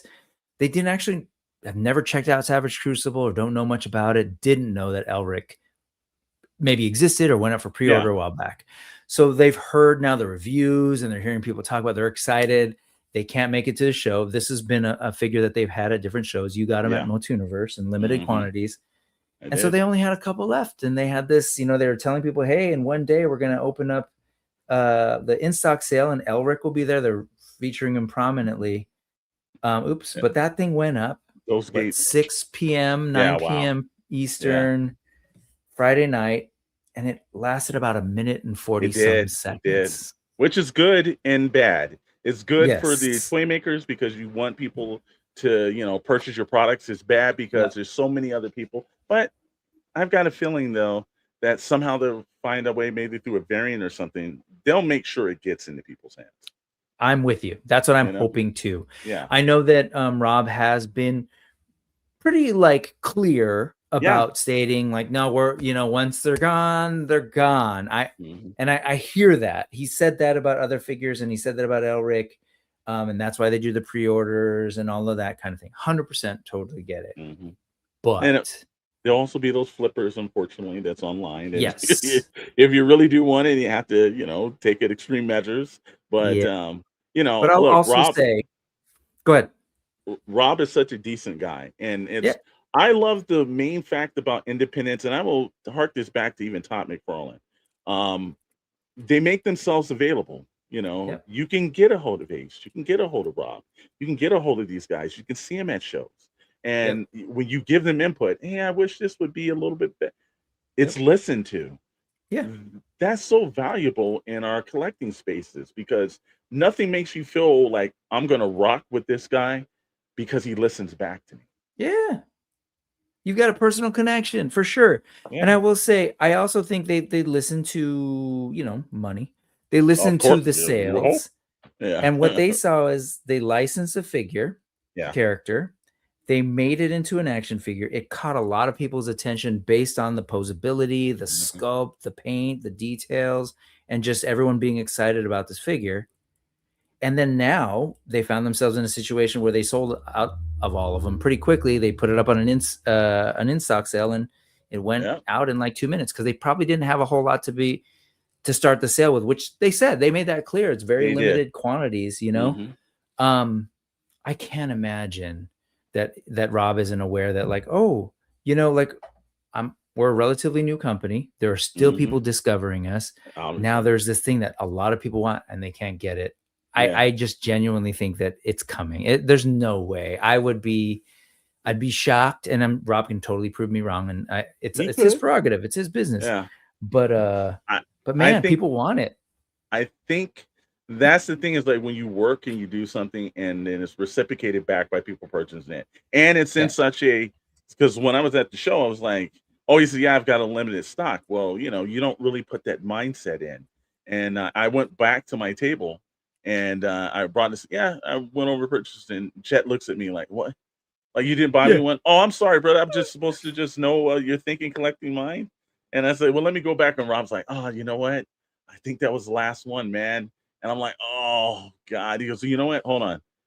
Maybe I got one more upstairs. You So he guys weren't goes, using Toy Hunter, the app? yeah, no. Well, at this point, I'm like, I go to the source. And he went upstairs and he came back. This is the last one I've got, man. And he was like, oh, thank you so much, man. And that was the thing where I'm like, how many times would you had, Hasbro, like, let me go back and check. And just, like, no, man, it's like, look, wait for the next show, kid. But he jumped up and I was like, that's how you build lifetime customers. For sure. So, I'm glad it's selling out for him. It looks fantastic. But also, here's the thing. Again, I'm a whole package guy. And if you look on the inside of this actual packaging and you see that story up there, you don't have to guess what this character is. No. And I think they do a great job over at Fresh Monkey Fiction or Operation Monster Force, because they do have that little mini inside comic page. I think that's so important for you to know where the character is, the story of it. And look, I even think the packaging almost looks like vehicular. Like I almost thought like it should be like bending light or something. But it's such a great presentation here that I'm like, wow. And the Frazetta stuff, definitely. I've always been a fan of Frank Frazetta's work, and anybody that does the Frazetta figure, I'm like, that's such an iconic figure to bring from like artwork to life. Well, I just think it's amazing that we're getting these characters that Savage Crucible is creating their own IP, their own world, but at the same time, they're honoring the roots of the genre, and going back to Elric is awesome. Going back to Frazetta and Howard's work, I think it's really cool. So absolutely, man. There's still new stuff. If you missed out on Elric, I'm with Alexander and thinking like I think it'll come. Come on. Yeah. Give us a variant, Look, you can't make them like the original. I'm more than fine. Sometimes you make that run and you're like, I'm going to honor what I said, but I'm going to give it as variant for the people to catch up, because when it's early in the line, it's so hard for people. Again, this was my first Savage Crucible figure. And if I wasn't at a show, I probably wouldn't have paid attention to it. But somebody was like, this is great. Just like, I was sitting across from you and you had Spiro, and I had Spiro toys before, but I was actually at, I think it was LA Comic-Con, and they were there one year. And that was the first time I got to experience them live up front. And I'm like, wow, these are some cool characters. I'm going to pick this up. Sometimes you don't see it unless somebody else is really kind of like, putting it in your face, or you're in the present. You're like, wow, these are fantastic figures. Yeah. Well, Elric is a 65-year-old character that has had so many different adventures, wearing different outfits, using different accessories. They'll figure out a variant. You'll get yourselves an Elric, folks. Yeah. In the meantime, come June 26th at Joe Fest, Savage Crucible will be unveiling their next thing. So keep an eye out for that. It's looking, it's looking a little dark and bloody. And so I'm really curious to see what's next. Love that. Look, so many great things are going to come out of Joe Fest. Like, man, it's like, that's one of those shows like, I wish I could put that on my calendar.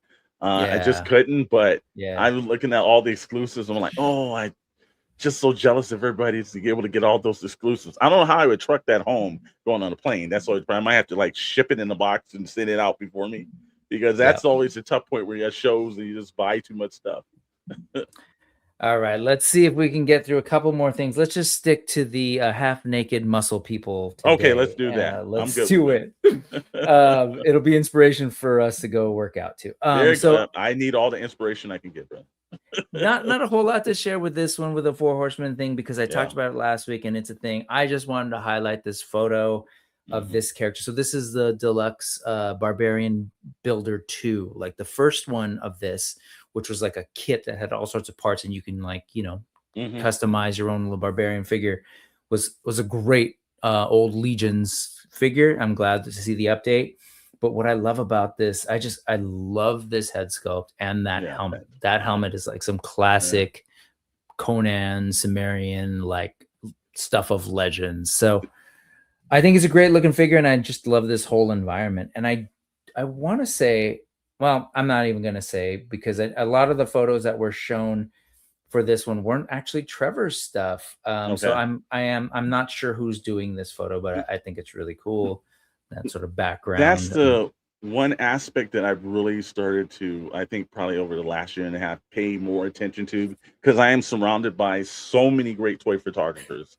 And when you see something that's shot so well and cinematic and the lighting and everything else that Yeah. goes into it, and then like blurring out the backgrounds to make distance and time, and these guys are cinematographers.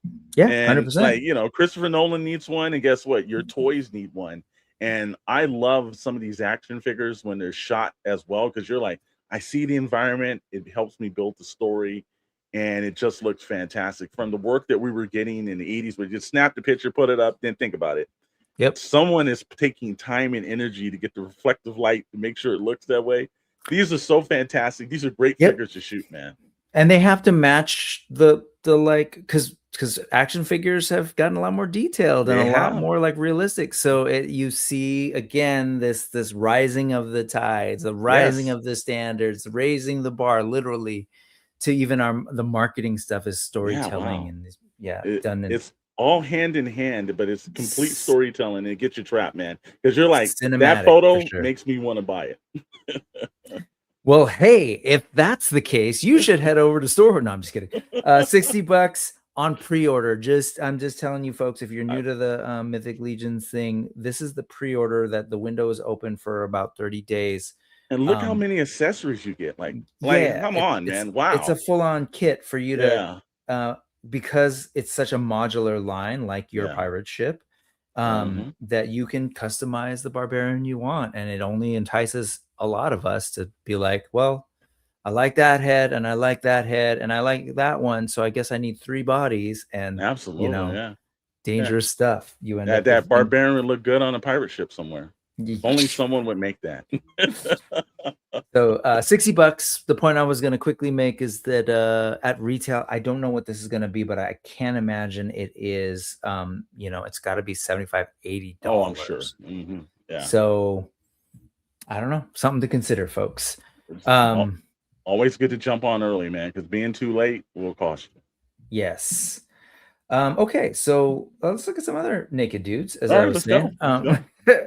Brutal Realm, man. So we mentioned them earlier. They haven't, they're in this process of trying to work with a factory to get these things done. A lot of back and forth. Trust me, obviously, very familiar. We're having, with us trying to figure out what's going on with these new AWOC figures.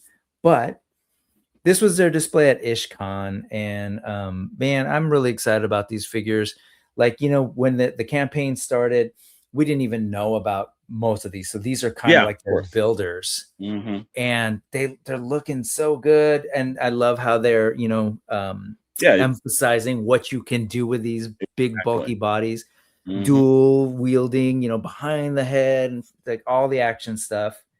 And their display was also on point. So I want to shout out those guys. They're I like the packaging too, man. Fantastic job of it. And look, I've seen them from the early days. There's a lot of people that we're associated with that also associated with them.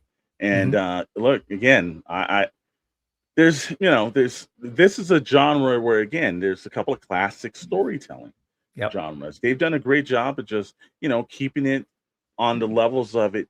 You have a familiarity with it, yet it looks original to you. That's a smart way of doing any kind of product line, man. So kudos to them. I can't wait till people get this in their hands, man. And they, like you, are ambitious. They weren't planning on necessarily selling this right off the bat, but that sort of environment thing that you're looking at is like their equivalent of a Castle Grayskull in their world. And they're like, well, we're not planning on it, but hey, if people are really interested, that could be something we explore. I feel like you guys are sort of paving the way and kind of like showing what might be possible with collaborating with people who do that kind of thing really well. I'd love to see more of that, because I would. Yeah. And don't be afraid to collaborate with somebody. It's like, first of all, it's a simple question. Pick up, hey man, would you? And if they're so keen, because you never know what their inspiration is. Hey man, I love your work. I love it. How do we work together? Yep. So shout out to James, shout out to Jason. It looks like they had a really good showing of just, building the excitement. And again, man, IshCon was fun, man. I heard it was fun. I know Skull and Bones was there. Nice. So Yep, you we had your weren't there, prototypes there. but the prototypes were there. And Yep. look, they're getting out to more shows, and I think that people, again, nothing inspires you more than when you had a show you see, and it's like, let me go on to whatever toy store, whatever thing I need to do and buy these now. Yep. Yep. So great job, guys. I love the work they're doing, and I'm waiting for my orders to come in because they will definitely accessorize my collecting sands.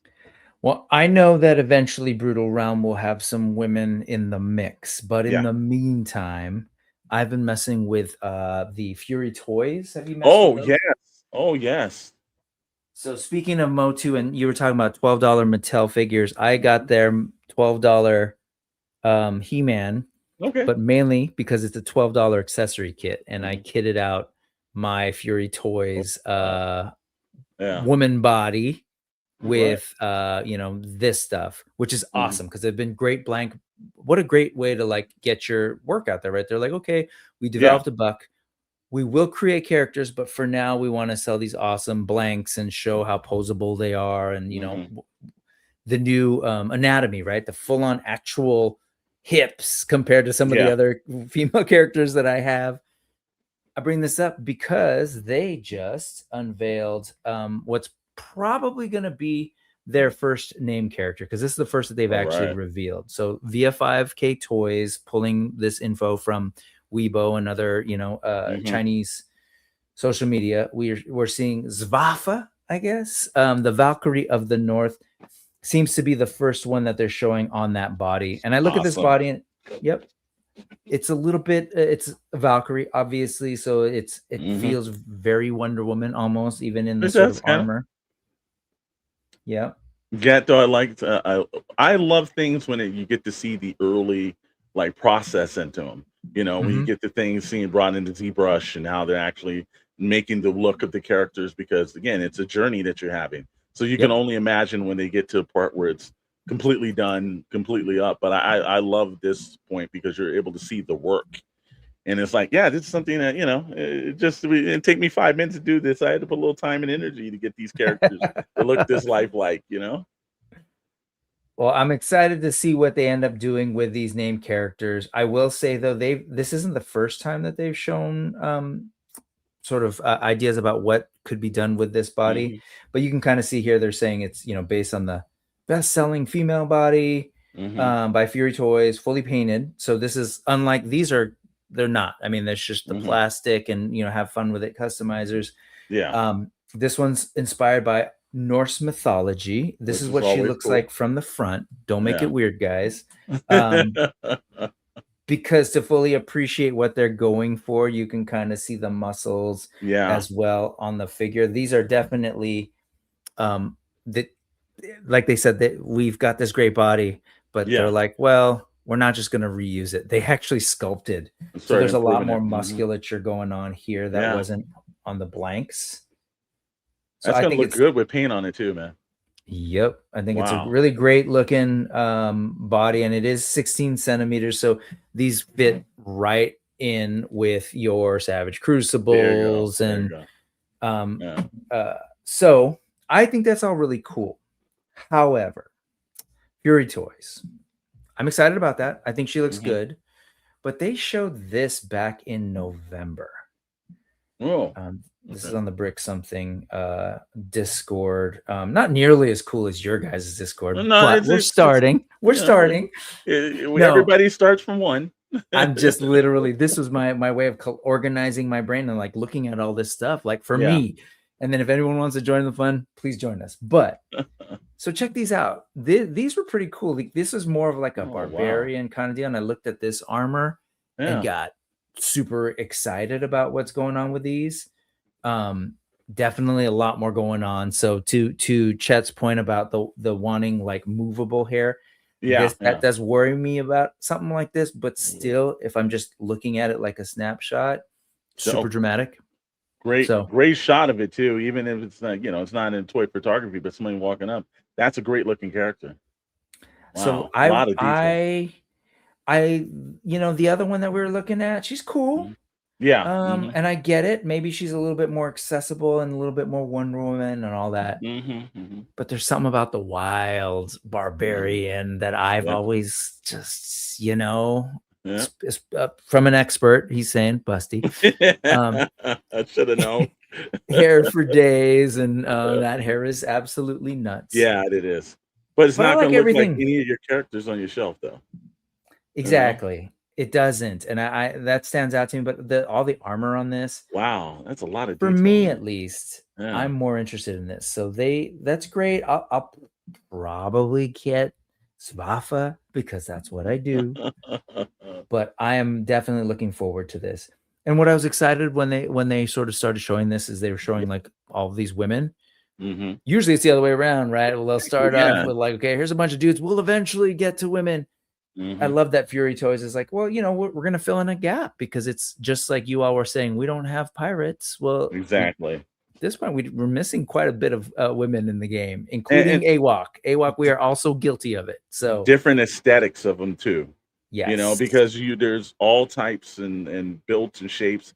And if you can represent that well, you know, then you're doing something a lot of people are, because I know if I'm like, I can do like classified, their female buck body, and it does not stand well. It's always hard. And I want characters, especially female characters, stand in great poses and be able to, you know, carry their body weight. And I think that it's looking like the work they're doing, you're definitely going to be able to do that with these characters here. Carry their body weight, carry 2 decapitated heads weight, and this Giant ridiculous axe. Yeah, I love that axe. Look at the keen details just into the actual axe part itself. Yeah, wow, man. That's just amazing, man. I am a sucker for that kind of stuff. The wraps, even like the sculpted fur when it looked, well, that's cool. Like looks matted and dirty. Yeah. Anyway, I'm excited about these. Give me Zwafa, but I'm looking forward to this character. And then just this past March or so, they shared this one. So it's a succubus. So this is all they're dropping toys. A bunch of characters, especially in something that we wouldn't have seen. Wow, yeah. Okay. All right. So I'm digging it, man. I lean more towards the creatures. Look at the feet, dude. Look at those feet. Here, hold on. Not look at the feet in a weird way, guys, but look at the hooves. Yeah. Oh, look. See, we don't shame. All sorts of kinks going on here. Look at the hooves. Yeah. That is cool. Yeah. Anyway, detail too, man. Detail. Wow. I'm really looking forward to these because I've handled this body. Whoa, that might have been weird too, but I've handled this Fury Toys action figure body. Yeah. And it moves so well. It will absolutely hit this pose easily. Right. So I don't know, man. I'm excited about where we're at with toys. Yeah, we got the big buff dudes, multiple colors, multiple sizes. We're getting pirates of like all varieties with posable hair. Yeah. And we're getting women as well and creatures. Like all of this stuff is so exciting, man. And man, it's a great time to be in toys, man. Great time. You know, we're getting all the kind of things we have, and like keep it coming, man, because it's like, you know, look, as much as we like say, oh, I don't have room, you will find room for good stuff. Yep. So there's that. And let's go ahead and end with one last naked dude. And this, let's go. Just like Elric, goes back to 1961, I think. And this Frazetta, God, this must have been I don't know when this was painted, but it's based on, well, I get it must have been inspired by Howard's like Conan stuff, which goes back way back. Howard also wrote sci-fi, and we're finally getting a 112 version of one of his seminal characters that, like, really, to me, this is the roots. Oh yeah, John Carter. Yeah.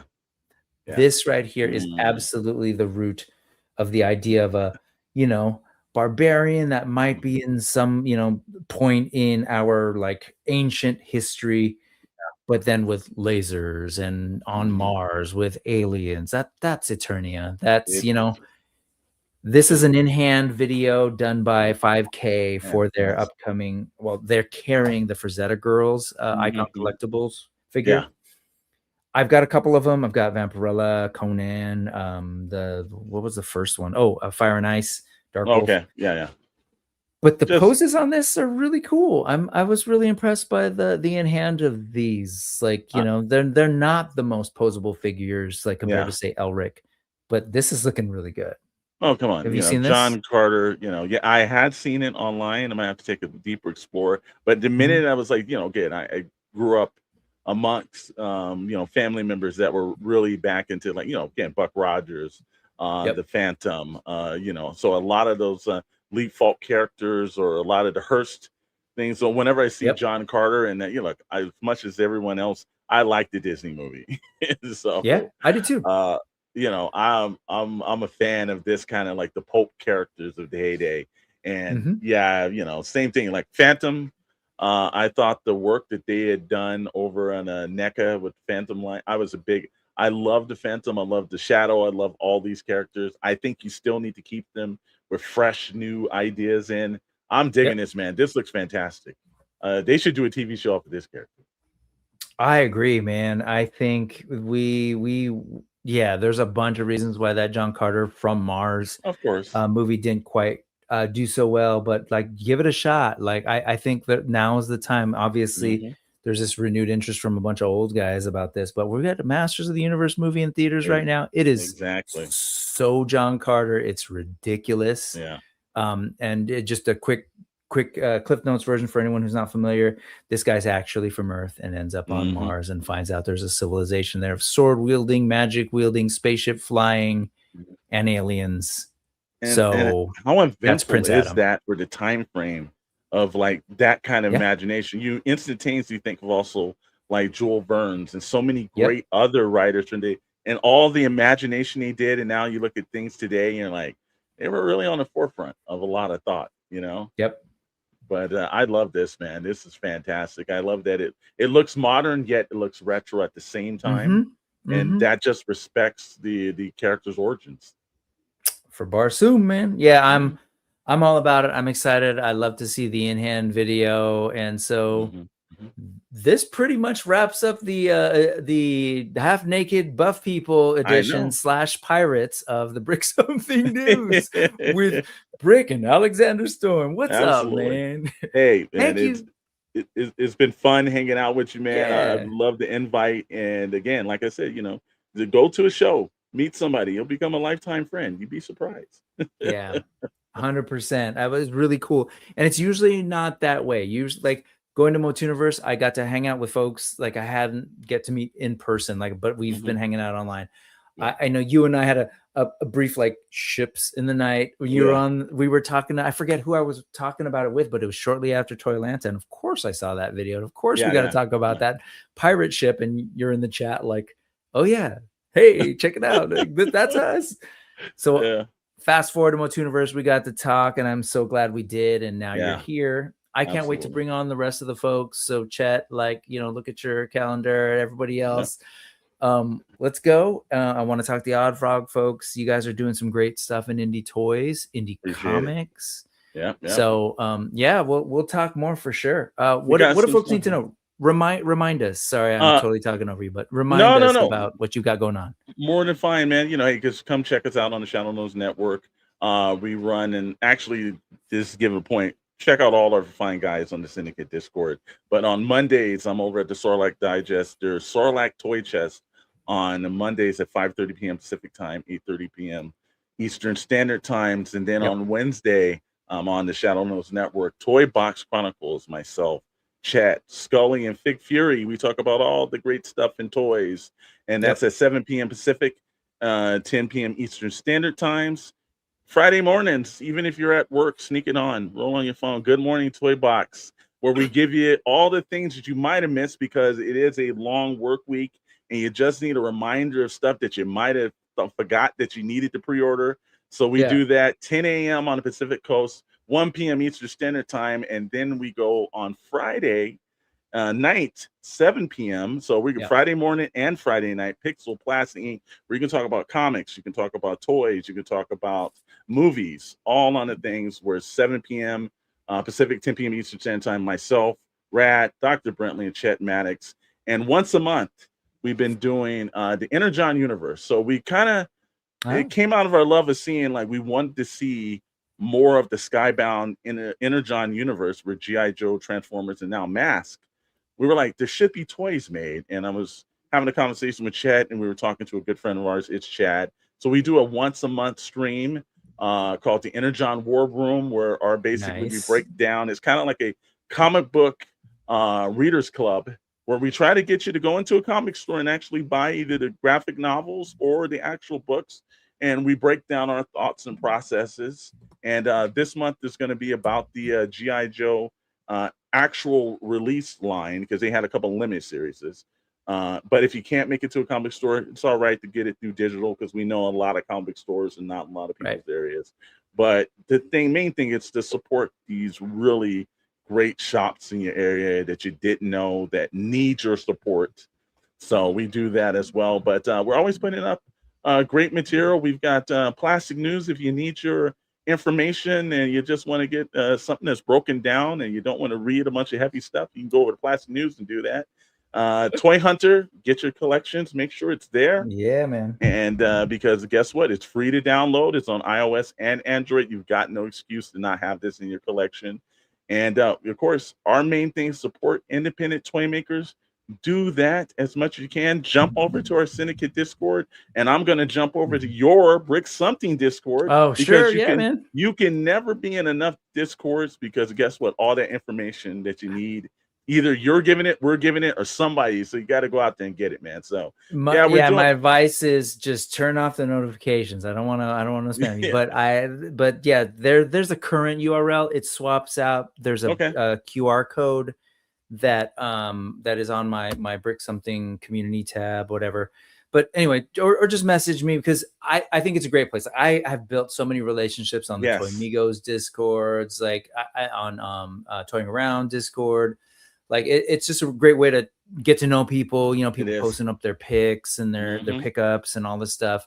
So definitely check it out. And so this is really, it's small at this point. It's just me. Like, this is how I save links. This is the ephemera. So the conversation around all of this stuff continues there. And that's eventually I've been putting up like this Google Doc with all the links to everything we do. Eventually I'm going to sort of migrate over to Discord. It's just easier to do. So appreciate you coming through, man. I'm glad we got to hang out on this beautiful Sunday, and we're on the best coast, so that means it's still sunny. It's still, and you still got time to go over to Tide Force Realms and make sure you buy some of that stuff. Support independent makers, and after you've done that, you've got time to jump over and get the Gumming Up makers. Come on now, Yeah, I love that. Thanks for reminding me. We got time, man. We got time. I just dropped a link down in the chat for the live folks. In a couple minutes, they're going to start up over Mega J Retro's channel and do the countdown for the Corsairs. I'll be jumping on there. I'll be jumping on there in a little bit. And then, like, if those people suck, you can go over to hang out with Quip over on Geek Dad Life, which is supposedly starting in 3 minutes. But if Jay is true to form, it'll start probably in about 12 minutes. And I'm no better because we started late too. Yeah. Alexander, thank you very much, man. You are everywhere. Folks need to get to know you better, follow you, do your thing, and can't wait for you to come back. And next time we'll look at figures with more clothes. Hey, man, anytime I'm open to it, man. Just a pleasure having this opportunity to talk to you. And I will be watching you and my good friend Mega J after I'm done. So it's still more toys on Saturday. We're not done, guys. Yeah, Sunday, but yes. Oh, and Sunday, I did want to say, I got to hop in on one of your Friday mornings recently. Yeah. Technically, school was still happening, and somehow I got on there. Sorry, kids, but starting this week, school's out. So I'm going to try to hang out with you guys at 10 in the morning, jump in, see what y'all have to say. All right, folks. Everybody have a great week. This is where we end it. I'll play some music, and we're just going to wave awkwardly and say goodbye. Bye.